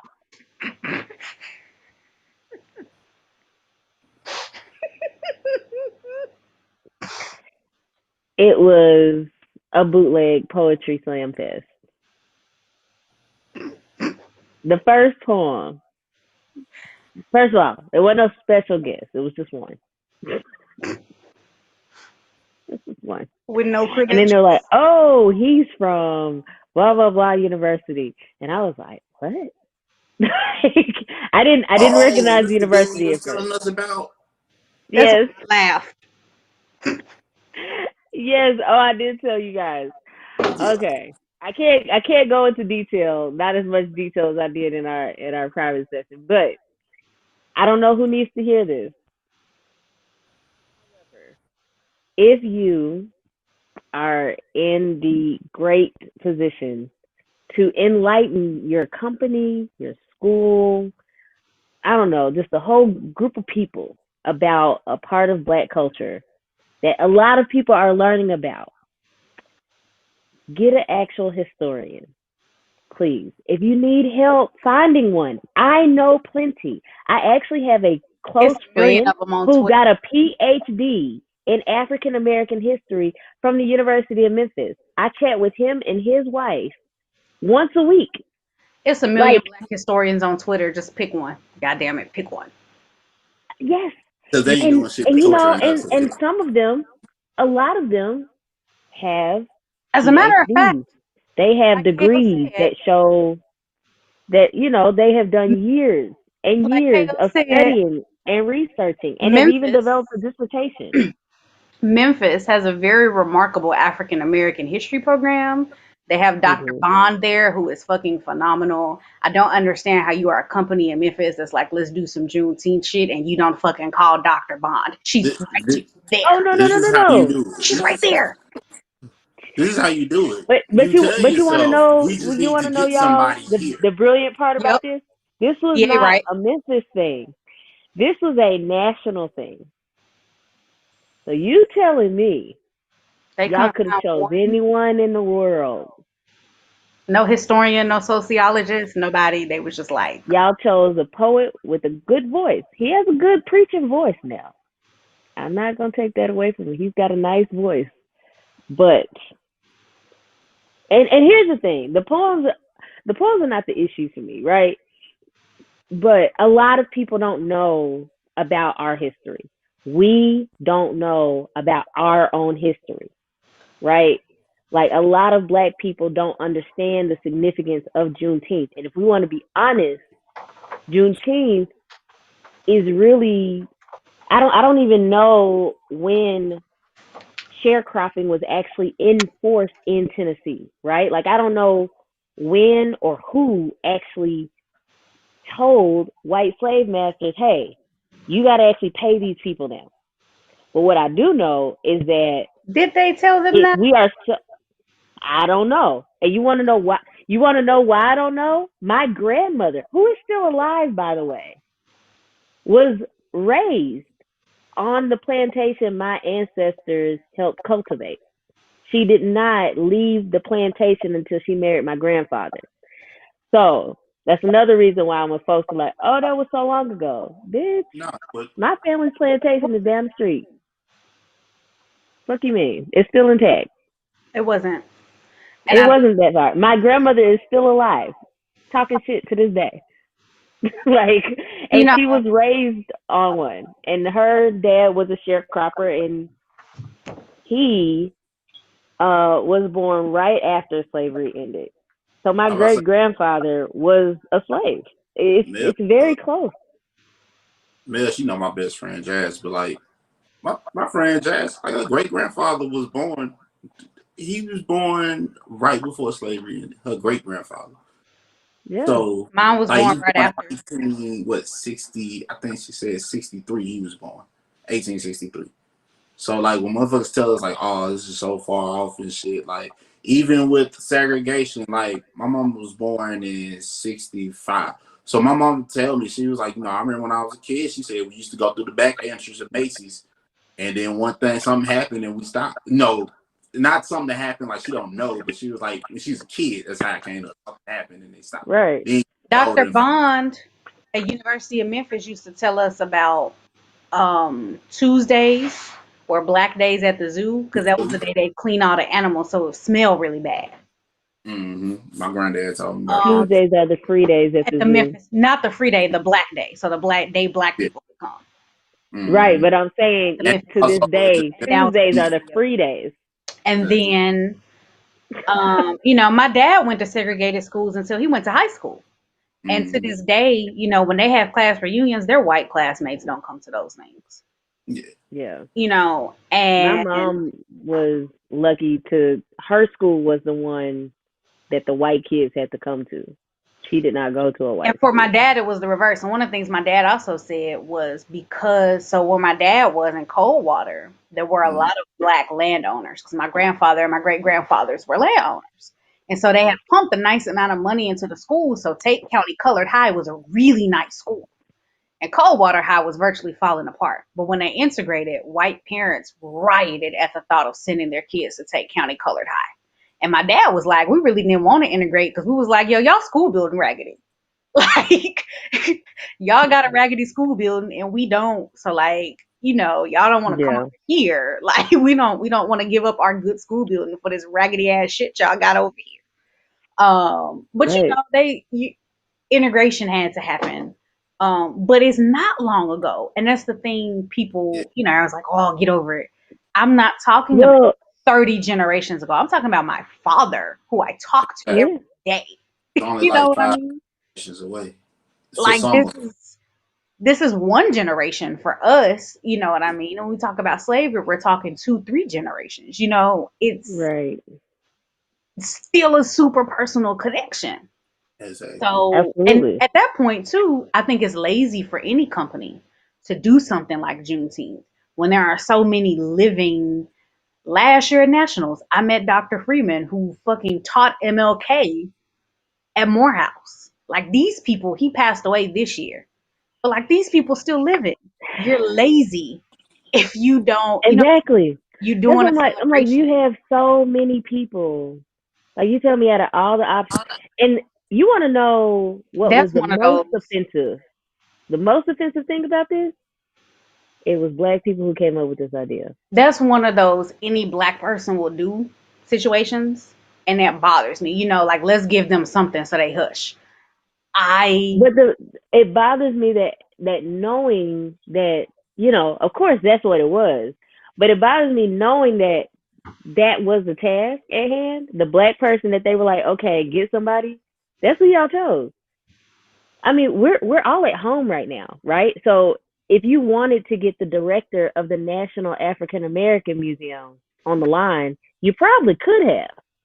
Next year, I don't know if we'll be that lucky, but this year, homie probably at home. He ain't doing nothing. Like, and don't get me wrong, right? I'm being facetious, right? I don't know what that man's schedule is, but at the end of the day, what I'm saying is, you have so many qualified individuals, and you have an opportunity. If you have an opportunity to educate,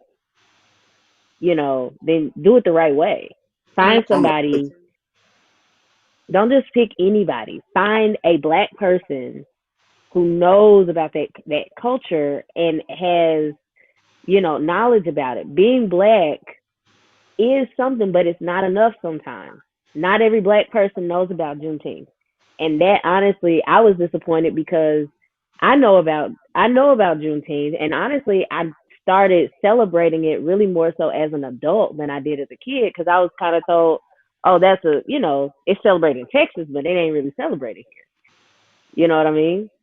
Um, so let's take this time to like take a step and like kind of get everybody on one accord. But instead, y'all just made it look like a mockery. Like, it's pretty like sad when you like your real life like an episode of The Office. It's like that's funny. That's funny. And like yo, if that happened when on The I Office, tell you, funny. But in real so life, my friend, it's not funny. so here's the it's thing. not at My all. friend has my friend Rob Butler. I'm gonna now I gotta send him this podcast link because I'm like, oh, I did a shout out to you. So my friend Robert Butler, he's a director, and he actually has created a web series called Holiday Incorporated, and it's kind of based like The Office, except like the people who are in the office are like actual like holidays, but they're in real life form. So he has a guy walking around the Easter Bunny, suit, but Yeah. instead of being nice and friendly, he's like the meanest one. Yeah. He's got, Santa Claus. He's got Lady Valentine. And so when I told him about this situation, I was like, yo, you got to have a Juneteenth. Let me write the Juneteenth episode. So he was like, how hotep are we going to make them? I was like, dog, we got to have the whole continent of Africa on the front of the black shirt. He got to have like Ankh earrings. Like, I don't you model he that got to character. holler at all the white women on the show. Like, he got to go. Have them come in like donations. Donations. If you can't say that, you don't want to get taken to like offerings. Offerings. Oh man. So yeah, I mean it was like a real life. I was literally like sitting there and I was like, I can't be the only one. So I'm like messaging other people that I think are on the call and I'm like, yo, are y'all listening to this? And they're like, nah, but is it bullshit? Because last year it was bullshit. I'm like, hey, this isn't a one time thing. Fuck up every year. Um, Y'all are gonna make me be that black person. I'm gonna have to be that black person that that complains, complains. and then they're gonna be like, "You do it." I have one more thing I kind of wanted to touch on before we jet. Only because I be watching Ti and Tiny's Family Hustle because no other Ratchet TV really comes on right now. And the episodes that came on this week and last week showed, I guess, and we were on hiatus at this point. You know, he came under fire for taking his daughter to do hymen checks. Um, but one of the things that stuck out to me watching Family and Friends Hustle, his daughter is really shy and she suffers from a lot of anxiety. And so him putting her on blast like that really fucked her up because she even said on the show, like, she had people making really rude comments in her DM. She had grown men DMing her, talking about taking her virginity away. Yeah. She had, Oh no. people, she was like photoshopping her face on bottles of olive oil, talking about, oh, because it's virgin, like just really petty stuff. Yeah. And he put his I never daughter even thought about what? he put his daughter in a really fucked up position. Like outside of it already being fucked up that he going to the gynecologist with her and getting her hymen checked. He put it out there for the world to see, knowing his daughter has severe anxiety issues, right? And it's one of those things where you as a person, you've put your kid who's shying away from the spotlight on blast and put this spotlight on her where she's getting so much unwanted attention. And you did it for what? You know what I mean? What did you gain from telling that story to the world? There's no And I think, validation. we talked about this on the show a lot. We talk about how this is the same T.I. who on that same show laughs about, his 15-year-old son having sex and tells Tiny, oh, you being overprotective, because Tiny's like, nah, he can't do that shit. Um, there is a really strong double standard there. And I mean, I'm not here to debate patriarchy or misogynism, but it's also one of those things where it's like, at what point do you as a person decide I'm gonna put my kid out here like this? Like, other than the fact that just doing this period is fucked up. Telling the world But that you here's the do thing this though, is a whole new Mel, level. you're assuming the thing is you're assuming that he thought about her at all when he did it. Yeah. That wasn't about her. He Because didn't think about her at all. He thought about her after the fact. And Yeah. that's why he made that apology to her and everything like that. Now when he made the apology, I didn't know all of that. So now it makes sense. Um, but yeah, that was not about her at all. That was about him and him feeling the uncomfortableness of growth, right? Like um when we know that we need to grow and we know that when it comes to our knowledge that we've thought about things the wrong way, it feels uncomfortable. It's Yeah. hard to admit you're wrong. yep. And so, but instead of doing the mature thing and admit that he was wrong, he goes on TV. He tries to find other people to validate what he thinks is right because that's the easier way to do things. And I And think, unfortunately, she's the one that suffered as a result. Yeah. we don't take into account sometimes like celebrity kids. One of the things I noticed watching the show, they have a son Major who was like, fuck all this shit y'all talking about. I don't want nothing to do with none of this shit. He didn't go on family vacation because he had science class and he was like, fuck Mexico. I'm out here trying to do science experiments. Fuck what y'all talking about.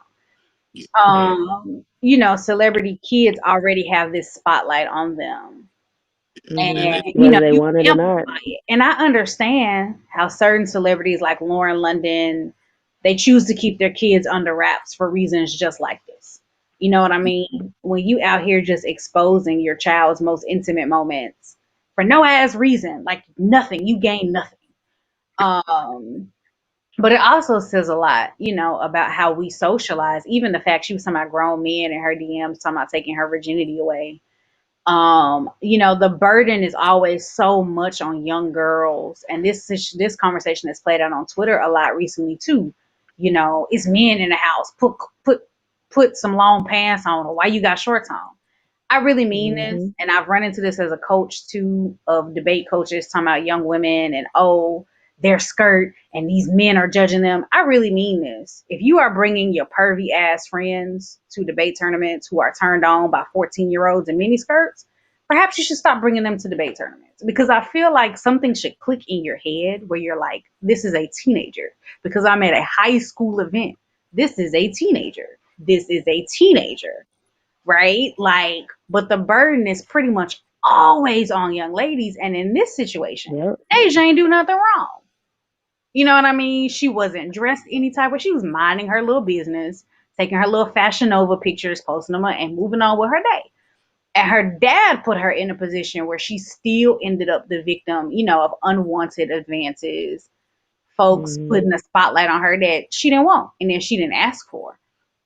And the burden is always, on girls to protect themselves rather than raise your Yeah. raggedy ass sons better. Like, just like, Like I was gonna go in on it, but just even talking about that when they start saying like it's the and it's hard. Like we live in a Twitter culture. That's why like y'all don't see me doing a lot of debating on Twitter because when we try to tell you like what's happening with men, like motherfuckers like I don't want to hear that shit. But niggas don't even get raised to like we don't get raised to deal with women, if that makes sense. Like we don't get raised to even think like how to deal with women at all. Like I can't tell you like a real conversation any older man had with me about how to approach women and all like that. My mama taught me, but if you meet my mama compared to the women in our neighborhood raising kids, it's a stark difference in personality, mindset, all of that. So Yeah. I'm raised by women, so my folks tell me that. But as far as like other niggas and shit, like nobody's really even raising niggas to deal with women. And so, like y'all said, to put that ass to what Mel's saying, like that's the first mistake. Girls, like you can't look like this, you can't do this, because of that stupid ass boys who be boys shit. It's like, what the fuck? Can y'all see me? Oh, okay, my yep. screen here. Yeah. You can hear you. Boys will be boys shit. It's like, nah, for real. You need to like raise these niggas. You need to tell them like, yo, that is a person. That is a human fucking being with emotions, thoughts, all of those things, and you cannot be just, I can't. People are gonna be objectified in general. Even when you tell people right, they're gonna be get objectified. We see that shit all the time. But it's like, you need to at least you need to sit down and talk to motherfuckers for real on a regular basis, saying, hey, that is a person. And not That just that, yeah, but it's the fact that no one ever sits down and is like, maybe tell your sons when they're in high school, you shouldn't be out here lusting after middle schoolers. Maybe that's where it starts. You know what I mean? earlier than that. It needs to start Yeah. like Middle school. when we in elementary school and shit. It's just like, all right, so like, and it's gonna be embarrassing. So, but fuck it, I say it. Like, I had to sit up at when did the I'm trying to think, when did Me Too start? That's 2016. I think Me so. Too. Maybe Yeah. 2017. And I had to go. 2017. I had to go Google what sexual assault was. Like I That's heard not the word, embarrassing. huh? That's not embarrassing. I mean, we from the Twitter generation. If a man say we Yeah. don't know that damn timeline, we get fucking drugged. So it's like not drugged, but like they get ass for Yeah, fucking Jay. Yeah. real No, but I life. say that's not embarrassing because I mean I'm in therapy and like still come to terms with my own incidents with sexual assault and actually As calling it what it is, yeah, right? Like I've also had to look it up. And I'm a woman and I've experienced it. So and honestly, if we want to be honest, I agree with you and Mel, and I think that's part of the problem.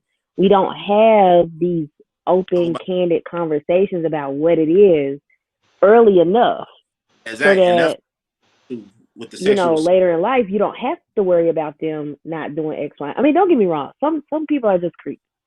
Like Exactly, some but people just gonna do what they're gonna do. They're gonna prey on women. They're gonna prey on other men. They're gonna like some people. That's just a disgusting side of them, and we have to do better as a society, calling them the monsters that they are and locking them away. But some people don't you be understand consent. They weren't taught the right way. They exactly. weren't taught what sexual assault is. Some women weren't taught sexual And assault. So getting we to, end up, having all these emotions and we don't know what to do with them because we've been violated and we don't know how to process it.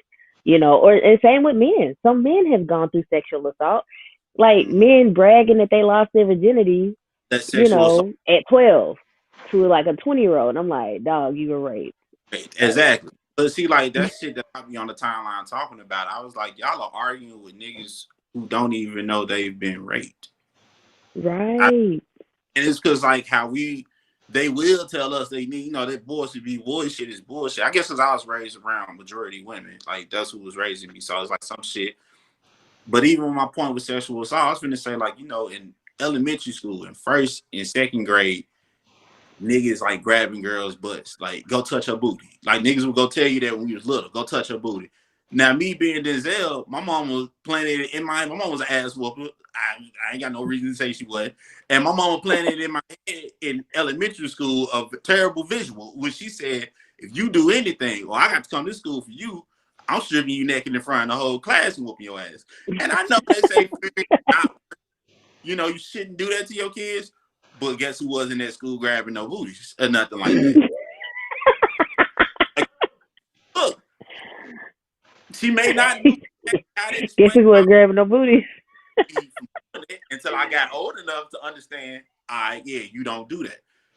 Yeah. I will say, though, as the conversation changes on sexual assault, I think we need to understand the difference between assault and harassment. And I think because certain stuff has happened on the timeline, and I'm not going to put this person on blast, but somebody was saying, hey, removing a condom during sex is assault. And a lawyer was like, hey, I just want y'all to understand that you cannot press assault charges for that because it's not legally assault. I'm talking about folks were calling him all sorts of rape apologists or whatever. And I think we do have to be clear that words mean things. Like I've even seen folks are like, well, if you ask a girl so many times until she finally gives in, then that's assault. I want to be clear. That's harassment and it's rapey behavior. But it's not assault. Because I also feel like, I'm going to be honest, ain't nobody ever worn me down to the point where I'm just saying yes to shut them up. And I'm not saying, women are not put in those situations, but I also feel like at some point in time, we have to be adults, right? We're not talking about children. I don't necessarily agree with making women out to be babies who can never say no. Especially now, I will argue, we're talking about people with power over your career, over your future, then that's a different situation. But dusty ass niggas you meet in the club, I have an issue with, well, he asked me so many times, so I just did it, and then that was assault. That's a terrible framing. That's not a good legal framing to begin with. It's a fucked up thing to say. Now, granted, I do think we need to get away from this thought that like playing hard to get is a thing. If somebody tell you no, accept that no and keep it. Yeah, I'm about to say like a good but I rule think of that thumb those for men things, like is DA said, DA right, those things start when you're children. they start, right? they start when you little, and people got to be equipped with that. And that's the other thing too. It's just like we the also question was have to asked today. normalize. Well, I was gonna say we also have to normalize women being okay turning down men and standing on that. It's because some women do, I think, feel some kind of pressure, right? Like it might not be the dusty ass niggas from the club, but it might be a coworker, or it might be somebody that they might think can impact their career down the line or something like that. Or it might be, some guy that they kind of like, and then they get into the situation and it's nothing that they expected, right? Like we do need to, from early on, we need to start teaching our little girls, if you feel like it should be no, stand on that no. And it's okay. I think it should be taught to everybody at the same time, but also it's like, for sure. All of that, they should just teach it in class. But what you I also think we don't. I just don't think we do a good job of teaching kids consent and. Oh, sorry. I think, to be honest, one of the places where it really starts with consent with children, and I catch flack from this even from my parents. If Amira don't want to hug somebody, she don't have to hug them. I think teaching kids bodily autonomy. You don't owe nobody a goddamn hug. Let's start there. For real though. That goes back to what you were saying, Mel. Right? Like it's different when like Amira is being taught from an early age, even from those little instances. When she says no, that's it. Ain't no keep asking. Ain't no force me and okay, I'll give in, I'll be passive about it. No, that's it. But I don't think we allow a lot of our kids that We don't. ability to say no. Because And I it's seen think as that rude. And I we, say this mhm, for me as a kid, moving to America, we were held against our will for several hours, right? The first we landed in Memphis International Airport, and I guess dude was confused because a brown woman with brown children was immigrating from Amsterdam. I don't know, some redneck ass dude. And we were held. And so there was a certain traumatic experience for me that once we were here, I was very wary of certain folks, even folks in my dad's church. Like I was kind of like, I'm just kind of straight. You're not my family. I don't want you nowhere near me. But I was always forced for hugs. Now, I'm be clear. People that I did not want to hug as a child turned out to be really shitty adults. So I actually think I had really great discernment as a kid. you know, People that I didn't want to hug when I was a kid, now that I'm an adult and I'm looking at them and I'm being like, you know what? You really are just a trash person. I don't know how 4-year-old me knew you were a trash person, but like, you really were a trash person. Like you're garbage. I can't think of anyone who it's a lady to this day. If I'm in my dad's church, I will walk completely around the church before I walk into her circle because I was always that's forced. how it was. And now she's, remember when you were little and you just didn't want to hug me? Like, I still don't want to hug you. And I wasn't being mean. Like, you're just not a good person. Like, I, you're still But not a I good still don't person. want to argue. My mom, apparently, and I'm apparently known for this in my family. Like, I would just give folks a stank look, like, just don't even come near me. Leave me alone. Like, don't even try. It's not the day, But it's or also you're just not the person. Like, those boundaries. I don't think even do that's it. where kids start to learn their boundaries, right? Yeah, For and young girls, people, if I have if you to say allow them to yes, think that those boundaries can be broken, even right? when they don't want them to. I mean, how can we not? It's hard because we're learning all this later, right? And we have to unlearn so much stuff from beginning. But But it's hard to say, I think, that if a girl says that she didn't want to have sex and she said that at first and then the guy kept pushing it and then she eventually gave in, you know, I can't say it's absolutely assault, but at the same time, it's hard for me to not empathize with her because I feel like, at some point she's broken somewhere and she doesn't understand. She always had the power to say no. And she could have used that power, Right. and at some point, And we I, have to do male better perspective. to make sure that they understand that and stand on that. what you say? Especially because when you come in the legal system, that's what they go on. Did you say no or not? What I you was say? just from a male perspective of that too. That's even something that like I said, in our interaction, we not taught things our interaction with women and things. So like I don't know about other niggas and how they think. I view women as equals. Like when I'm talking to y'all, I talk to women the same way I talk to men. I didn't stop till college. That's when I was like, you can't be coming at girls like that. But it's like even that, right? Till I was 24, I didn't even know that like women are intimidated by men, right? And I think I'm a little more keen to things than the average nigga, not to my own horn, but just talking to niggas. I think I'm a little more keen to things than the average nigga. So it's like, if I didn't even know that women were intimidated by niggas, then I'd be thinking about some of these other dudes that deal with women. It's like, does he not, he may not, I had a rule in college that if she say no 2 times, she mean no.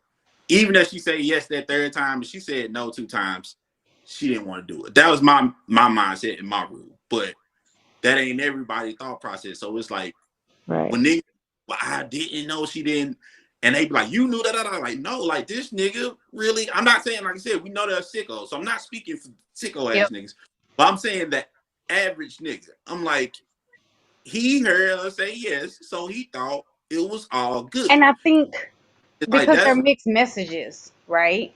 I was like, Because oh, on one hand, young girls are taught you can't say no because it's impolite. But at the same time, young boys at church are taught saying no to hugs is impolite or saying no to unwanted touching is impolite.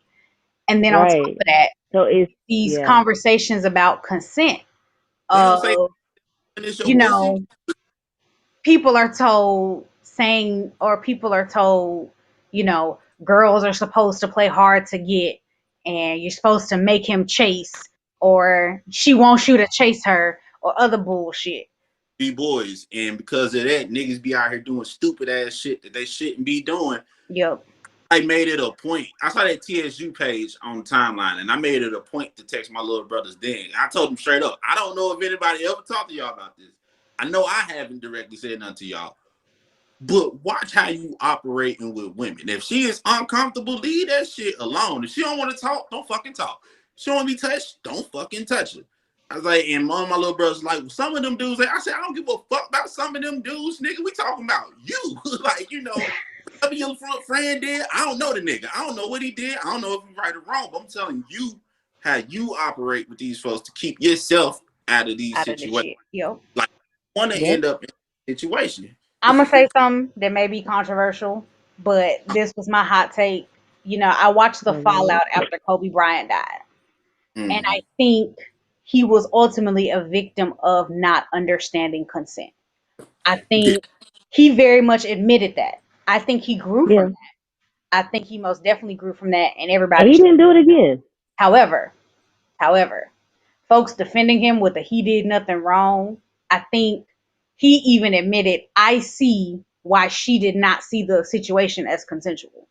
To me, you know what I mean? That's someone admitting, like, yo, you know what I mean? And do I think he was out here raping women, hurting women? No, I think he was a young dude who did not understand what consent was.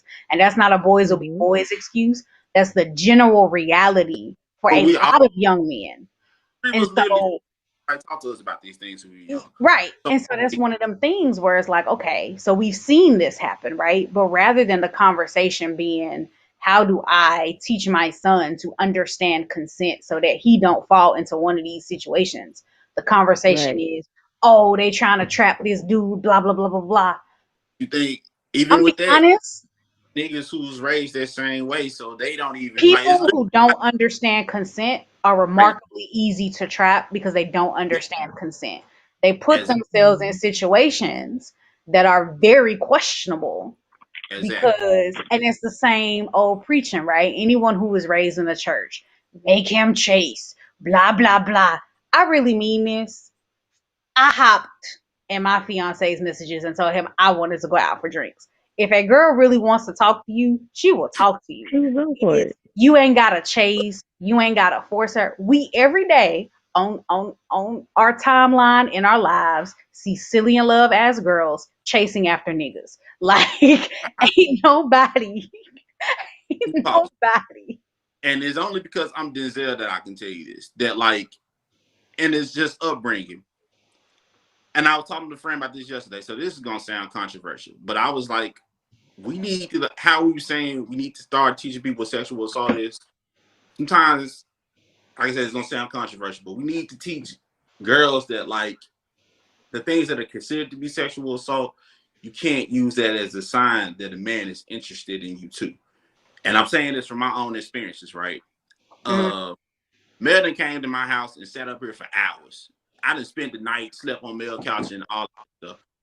The way I treat Mel is also the way I treat women that I like. Meaning, if you come to my house, I don't care how fine I think you are. If you come to my house and you have not made this clear that you're interested in me like that, I'm not finna be all handsy, trying to touch you and shit. I'm sitting down and watch a fucking movie with you.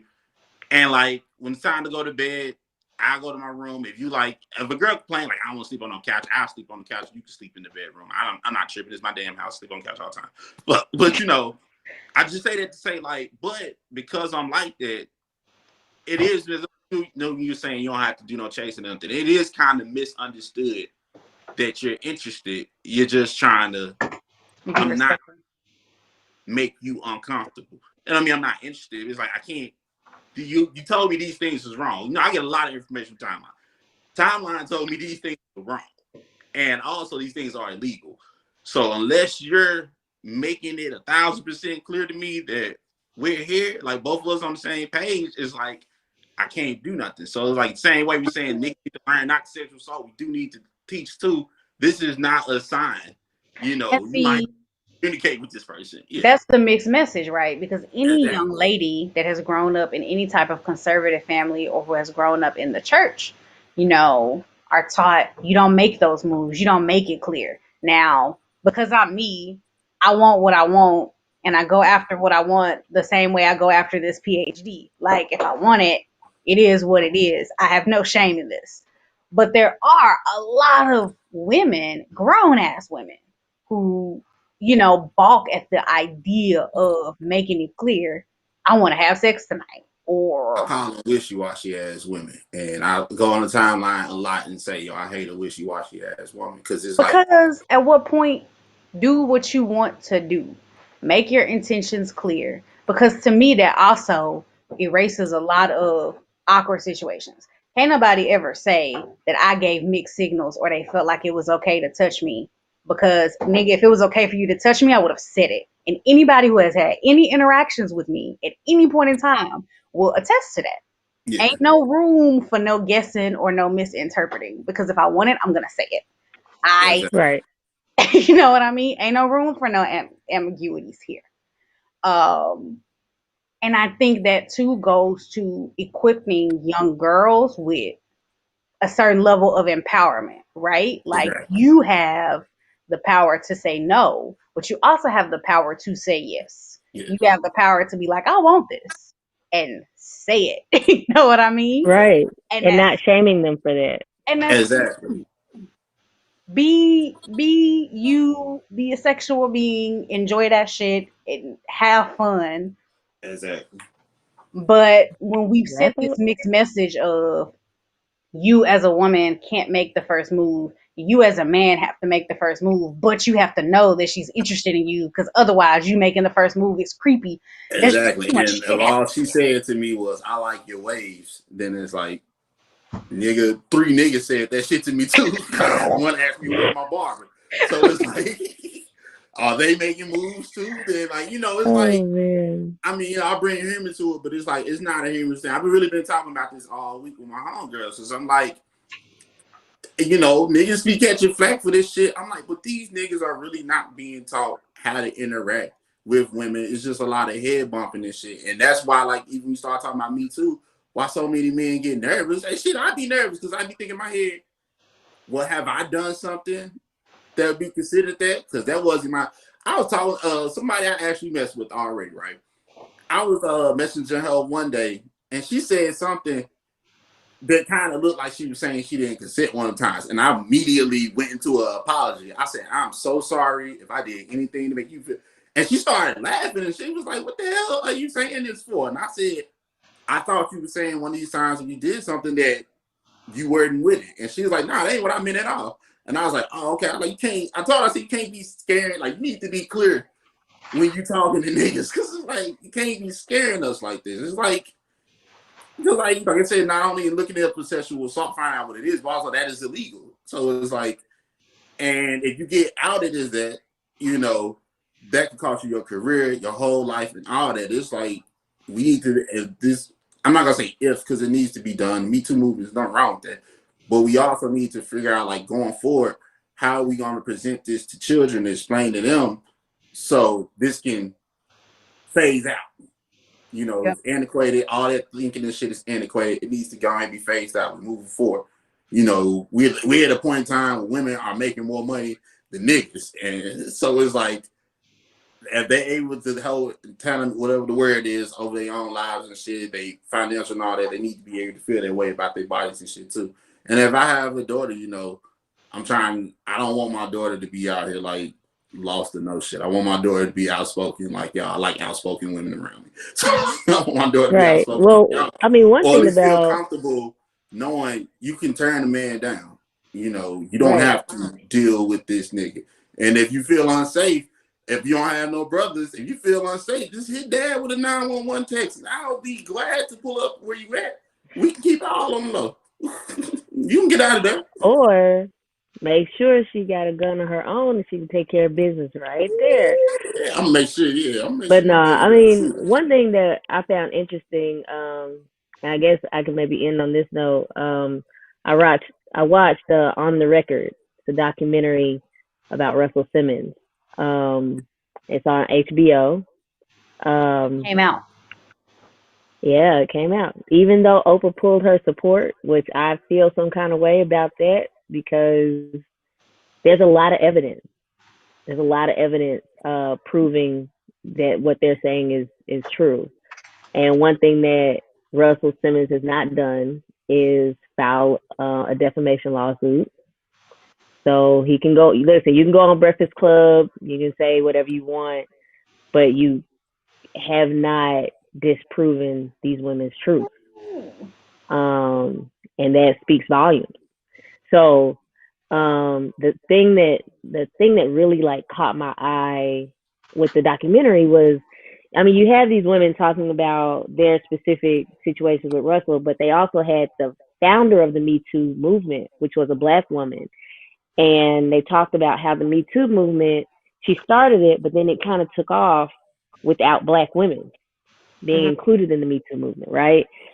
With Me Too, you see all of these, white women and everything, and even the women who have come forward publicly against Russell Simmons have conveniently been light skinned.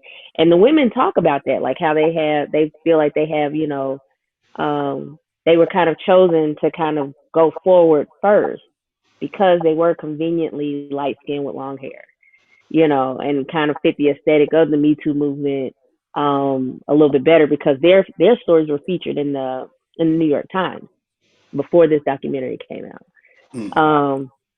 So I say that to say, you spoke of, possibly having a daughter. I would love to have a daughter one day, but we not only need to teach our girls that, they have autonomy over their bodies, but in the event it's violated, they can always speak out and they can Mm. always be heard. Exactly. Because Nah, sometimes, and make it. even with them knowing how powerful it is to say yes, how powerful it is to say no, to stand by that, some, unfortunately, we got some predators out there, and some Exactly. people will try to squash that light. And we have to make sure that they understand, even if that's violated, there's always a space for you to speak out against it. And Exactly. unfortunately, these women um, had to go through career changes. Now they're still Exactly. successful in their own right. But one, I mean, God, Drew, y'all should watch the documentary. If you love All I Need by Method Man and Mary J. Blige, one of the women that he violated was part of the creative voice for that song. And when she talks about like the different things that she helped put together, it makes me wonder what all did we miss out on because Mhm. she was afraid to go up against this man, Exactly. And I think and she's still afraid. it is a hard, it's a hard and difficult situation, right? Because as Me Too took off, you saw a lot of very powerful white men who used their power, for bad being taken down. The Right. flip side of that is, as obviously, because we're talking about creepy ass people, creepy ass men, some powerful black men gonna have to be taken down too, right? Because creepiness knows no race. But Exactly. I think a lot of people very instinctively have this knee jerk, well, we don't have that many black heroes, so like why tear them down type deal. Well, we don't need these Right. shitty ones. I Right. think if you That's my thing. last, I am with you. I feel like there are enough non creepy ass niggas out here. Um, Right. I don't feel compelled to hold on to the creepy ones. No. If R. And if Kelly anything, we got need to weed oh, them out earlier. and I mean, let's be honest, right? And this was my thing too. Whenever I was talking about R. Kelly, and I'm like, if people go back to singing Brian McKnight, when I was in school, we sang Brian McKnight's the song from the Men of Honor soundtrack. Y'all know what I'm talking about? Right. We sang Yes. that song when I think it was Brian McKnight, we sang that Joe, song at graduation. So if we got to go back to singing that um, at graduation and not I Believe I Can Fly, like I mean, we can get Carl rid of R. Thomas. Kelly and take Brian McKnight back. Like it's We not we that got deep. got plenty of black we crooners. got plenty We of got black plenty of black singers. R&B singers. You know what I mean? It's not that deep. You know, It's And not. Yeah. I think this idea of, people are very knee jerk about tearing down powerful black guys, but I don't think protecting creepy ass niggas protects the community in any way. You know what I It mean? It will. It does doesn't. nothing but harm because, like KO said, think of all the talent, right, that has walked through Def Jam or anywhere else where a creepy nigga has been who essentially had their career stolen out from under them, either because they said no or because just the trauma was too much for them to keep going. You know what I mean? When we Yep. look at R. Kelly, Aaliyah ended up being a success story in spite of. But think about But look all how the many other girls young that raised. girls who sang back up or who had dreams, who essentially had that snatched out from under them. Look at Sparkle. Sparkle was super talented. But after all that Yep. stuff happened with her niece, she was essentially blackballed. Like, who ever heard of Sparkle again up until his documentary? And Um, to be fair, Aaliyah, I mean, what her godmother was Gladys Knight, right? Like she had other connections in the to her benefit, rest in peace. She had other privileges and she had other people who, once they found out what R. Kelly was doing, snatched her from under his wing Yeah, and had her do her own thing so that she could have a exactly. successful career. Because if it would have been up to him, up until the day she died, he would have been making money off of her Mhm. music. You know what I mean? Um, so that was, I mean, if she would not have had those other powerful alliances, she would have been sucked up and swallowed up too. That's the I sad think thing about it. I think also a thing too is I think I don't know. It's a website I found where like it just shows you statistics and the numbers of like violence against black women, sexual violence against black women, and all these things. And I think like a new thing that I'm probably gonna start responding to niggas with is that link. They give you them numbers and just be like, I don't want to hear that shit. Like you see it all the time on time. I protect black women.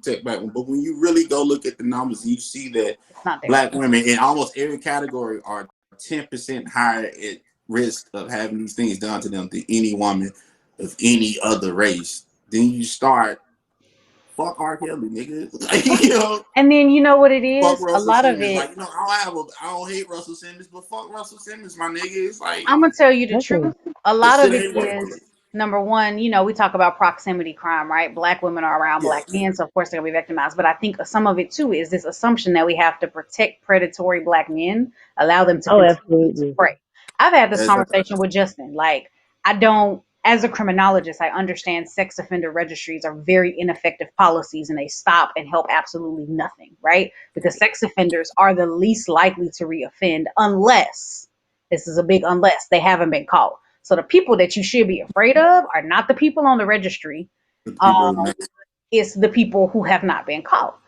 mm, People that are allowed to continue predatory behavior. And that's why we see in families very often, right? Somebody who molested one cousin is very likely to have molested several of them, right? exactly. Their creepy uncle, people won't stop inviting to Thanksgiving, but they just tell their kids, oh, watch out for him. You know what I mean? They To continue watch that out for him, behavior. or when they say something about it because the kid is little or whatever, it's Yep. like, oh well, you don't mean that and all that. But Yep. I'm just like, And Yep. nah, so, like I'm understanding it now. It's like, nah, it's not a safe space. Like yep. when KO's like knowing that you can say something do happen to you. It's like that is our job to like listen to shit, make a Listen, safe space for motherfuckers to feel like, yo, Right. Uncle Joe fucking touched me. You're a nasty fuck. They should be able to say it just like that you and be should. like, And I yo, think this one of those You things. should. Protecting black men should never be at the expense of black women and black vice women versa. never. And if Nah, it fuck No. comes that nigga. to allowing predators to roam free, we have to ask ourselves, what are we protecting, right? What is this Exactly. person doing that is so great that we need to allow it to continue? Because especially when we look at stuff like domestic abusers, Yeah. I kid you not. I was on the phone with a dude who was trying to talk to me, and I don't know how we got in this conversation, but apparently he got a friend that was out here beating his girlfriend. And I was like, oh, y'all still friends? Well, we grew up together. Click. Yep. Did you just hang up on me? Sure did. Goodbye. Lose my number. I look, I And we dropped have a to you gotta start close. call doing the that. police I on dropped a your close friend and they'll know for less. I mean this. Yeah. You don't have to go call the police on your homeboy, but why you still friends with this nigga? Yeah, why is that even in your You know circle? what I mean? And we talk about people not checking other people's behavior, right? Predatory, Hmm. questionable behavior. And you see very often niggas don't like to call their friends out on fuck shit. Mothers like to coddle their shitty behaving sons, right? Yep. And so, because of that, you see this high level of violence against Black women from people, that are protect women, protect this, protect that. I don't believe none, to be honest, when it comes to people who I fully believe DA because I know DA will probably go to war over the Man, girls in his circle. You know what I mean? And yeah. because I know DA be like, oh, you weird as hell, nigga. Like, we can't be friends. Goodbye. But a lot of these There are dudes, two people that me and I'm not gonna say their names, but me and Mel went to college with them, and both were my roommates at one point, and neither one of them niggas I talk to anymore. One like he wasn't necessarily being creepy with women, but he just had a bad perspective on life. And the other one, to this day, I be like, everything this nigga did was creepy toward, like, in retrospect, it's like he just did a lot of creep shit and he was cool with a lot of shit that's creep shit. And it's like, yo, I'm glad that I'm not around these two niggas. I'm not friends with these niggas no more. But it's like the minute you see niggas doing shit, it's like you supposed to check and them. And if you don't check them, you gotta at least stop fucking you with them. Like, know, that's my nigga. He do Right. weird shit, but that's my nigga. it Like, nah. was somebody went on a Breakfast Club a couple years ago and they said one of the leading causes of death for Black women is Black men. And that was so controversial. But I Yeah. mean, it's true when we look at domestic violence. And there are a couple factors at play here, right? We understand that in families where a woman is the breadwinner or where a woman One is second. One unemployed. second. One second. Can this be the last thing? Yeah, yeah, Because yeah. I have not eaten since this morning and I have Yeah, to break yeah, my you diet. good. I I get gotta go. something. I gotta go. Pack too. But in situations where women make more money, they're more likely to be abused. This is an ego thing, right? We also know that Black women have more degrees than Black men. Black women also tend to marry down, whatever that means. And so And all of marry those me. things That's come what it into means. play. But then that also comes into, how are you socializing your sons and why are you not calling them out on your friends, your sons, your, whatever brothers, why are you not calling them out on a questionable ass behavior and allowing Hmm. it to continue? I'm watching it play out with Russell Simmons too. People are like innocent until proven guilty. Well, I'm gonna be honest, when it comes to sexual assault, I really don't believe that shit. I know what the system does to sexual assault victims. I know what that Right. looks like. I'm too well versed in the studies to sit here and believe that bullshit. Well, Um, and also nobody trusts the system until it's your fave that's facing sexual assault allegations. Now all of a sudden we are all about the system and we got to see it all the way through. And not only does he need to be charged, he needs to be completely convicted of all charges. Otherwise, that means he's innocent. let's be honest, right? We all know OJ did it, but but he got off, and that's okay. And we know That just shows Kells did you're on it, a float, right? and That we just know shows you're Cosby. Kels flaunted that he did it. That's the bad part about him. He was like flaunting it. He was bragging about it. This nigga had a whole brunch where he was like, they I should have will got never me forget 20. that Torre interview. He said, "Do you mess with?" He teenage. said, "Do you mess with young girls?" He said, Do you "How at young we 19? talking?" Like, I got friends that are nice. Your nasty ass up, man. What the fuck is wrong with you? And why? Why do you have friends that are Why 19? was I'm he not 27. arrested right then? I'm 29 and I damn near don't want to associate with people younger than 25. I don't even understand how you Listen, have like 19-year-old friends. I don't even think I have a friend that is younger than me. Like, I don't think no, there's one girl who's a PhD student. I have a few friends that are younger, but I can't see myself dating somebody younger than 30. But like how I young, you can't. know what I mean? It's one of them things where it's just kind of like, I mean, What are young we on? people are like low key annoying. Like under 21 is like a really annoying age. It's Well, you gotta think about it. We're talking about like after so long. Now we're talking about like different. I don't want to say generations, but just different priorities in Yeah, life, and different I'll be stages. honest, I'm gonna say You this. I know, think Drake texting so many teenage girls is also creepy as hell. as Why creepy you as it got fuck. so is. many teenage That friends? is That's all. mad creepy. I'm saying this. I love my fiance, but if he was like, "Yeah, I was texting such and such from work," the high schooler, Why? Why you Was texting them? Why you want high school It's friends? creepy. No, it's mad creepy. I'm glad we can talk about this out loud. And I'm a Drake fan. Love Drake, but No. when Listen, that Drake? came Drake. I out, coach I high was school debaters. like, I love them. I don't want to be their friends. Like I don't want to talk to y'all outside of debate. I have come no on, man, reason you to speak already to my y'all. problematic fave. Like, come on. Just, I'll text your manager if I want to work with you. But Drake is older than me. I'm 29, so Drake is like what 33. If I at 29 cannot understand what the fuck I would be talking to a I kind of 17. felt some way when I realized the age difference between Jay Z and Beyonce. Oh yeah, there was a lot of creepiness going on there, but The only reason I let that go is because like how old was Beyonce when they started dating? 17ish, I think. Like, like Oh, 18. okay, well never Yeah. mind. I was gonna say, but Like he like had been eyeing her, and then he didn't actually make a move until she was legal or about to be legal. Like, okay, yeah, that is kind of. yeah, But it's kind of like when you dive into the actual love story, and that's one reason why they probably kept it low key because they knew that the backlash would have been pretty bad. But when you dive into the love story and you start putting the math together, it's like yeah, it's kind of straight out of disgusting. high school, nigga. Like, Yeah, it ain't even that serious. It's never that serious. But I don't know. I be I telling mean, niggas that it's Beyonce, but still, I don't know. I date upwards, like as far as age go, a lot of times. So I don't be getting it. Like my cousin told me that when I was 18, he was talking to me one day, and he was like, "Bro, you probably not gonna be dating a lot of people your age. Probably be messing with people older." So it's like even the idea of like I said, I'm 29. Like dating somebody 25 sounds exhausting to me. But it's just because like where I was probably at them ages, I'm just not there no more. So it's like talking to somebody that right. age. I feel like, and then that whole thing where you feel like you just have to like teach your significant other so much shit. Not like new things like y'all discovering shit together, but like literally like you're having to teach them shit. Like the reason we're not going out this week is because bills exist. So we do this every weekend. And like you have to explain that shit. It's like I don't want somebody Because who's bills like, exist.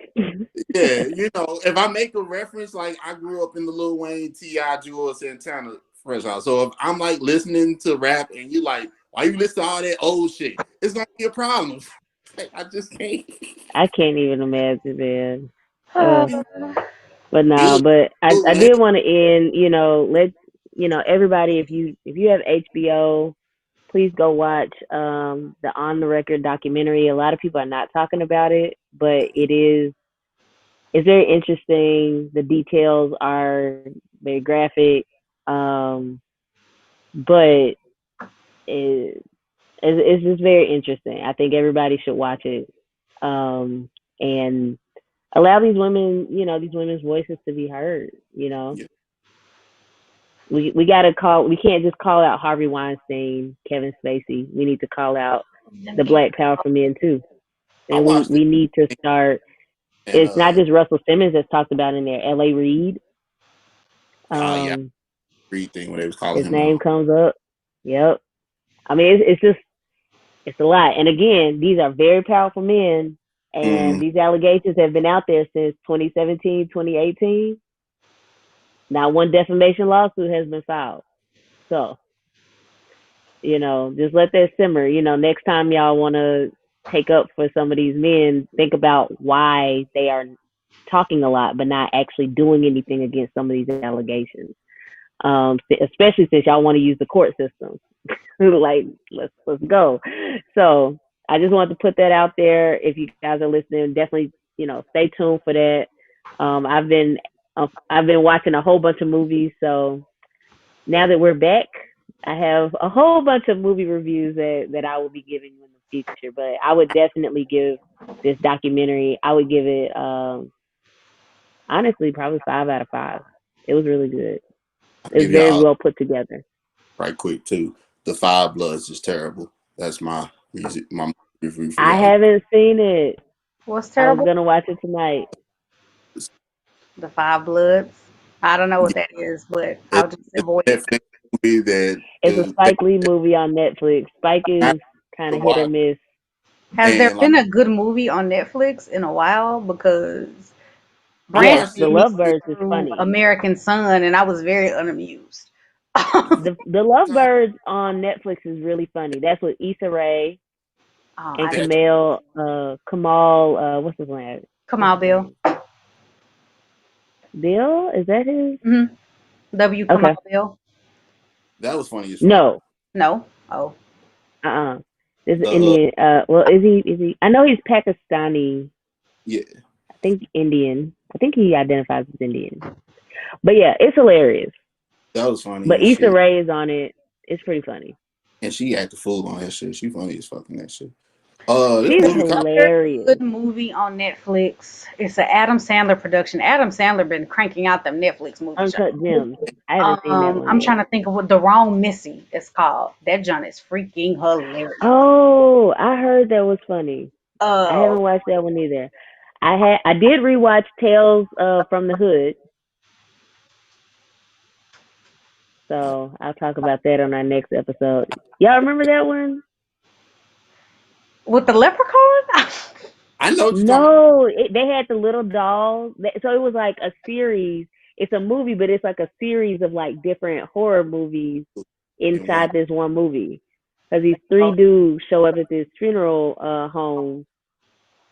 Y'all don't remember that? No. Yeah, because they thought Okay, so it came out in '95. Okay. Spike Lee, I think, executive produced it. And oh god, who's the director? I'll talk about it next episode. But it's they a thought horror film, but it's a hood horror film. And so I watched it because I don't know, people kept saying that different parts scared them, and I didn't remember being scared, being afraid of it, and now I remember why. So I'll talk about it more next episode. Y'all go watch On the Record, the documentary. It's definitely worth a watch. Denzel, well, DA, go eat. don't watch the Epstein one is like really the Epstein one will really make you question the fire of the world Ooh, yes. Oh, because yes. that The Epstein, I mean, he had a sex pyramid scheme. That was crazy. So the yeah Epstein one, I want to say the Harvey Weinstein one is it it's on, Hulu? it was on Hulu. I watched that one. Yeah. Watch those two if y'all, have chance. Um, just to kind of understand the systems that are in place to keep victims' voices, from being heard. Like it's not by accident that it took 20, 30 years for some of these stories to come out, for Exactly. both the black and the white men. Like it's crazy, but definitely check those out if y'all can. So, all right, y'all. I will talk to you later. Thank y'all for tuning in. We will be back next week. All right. Good night. All right.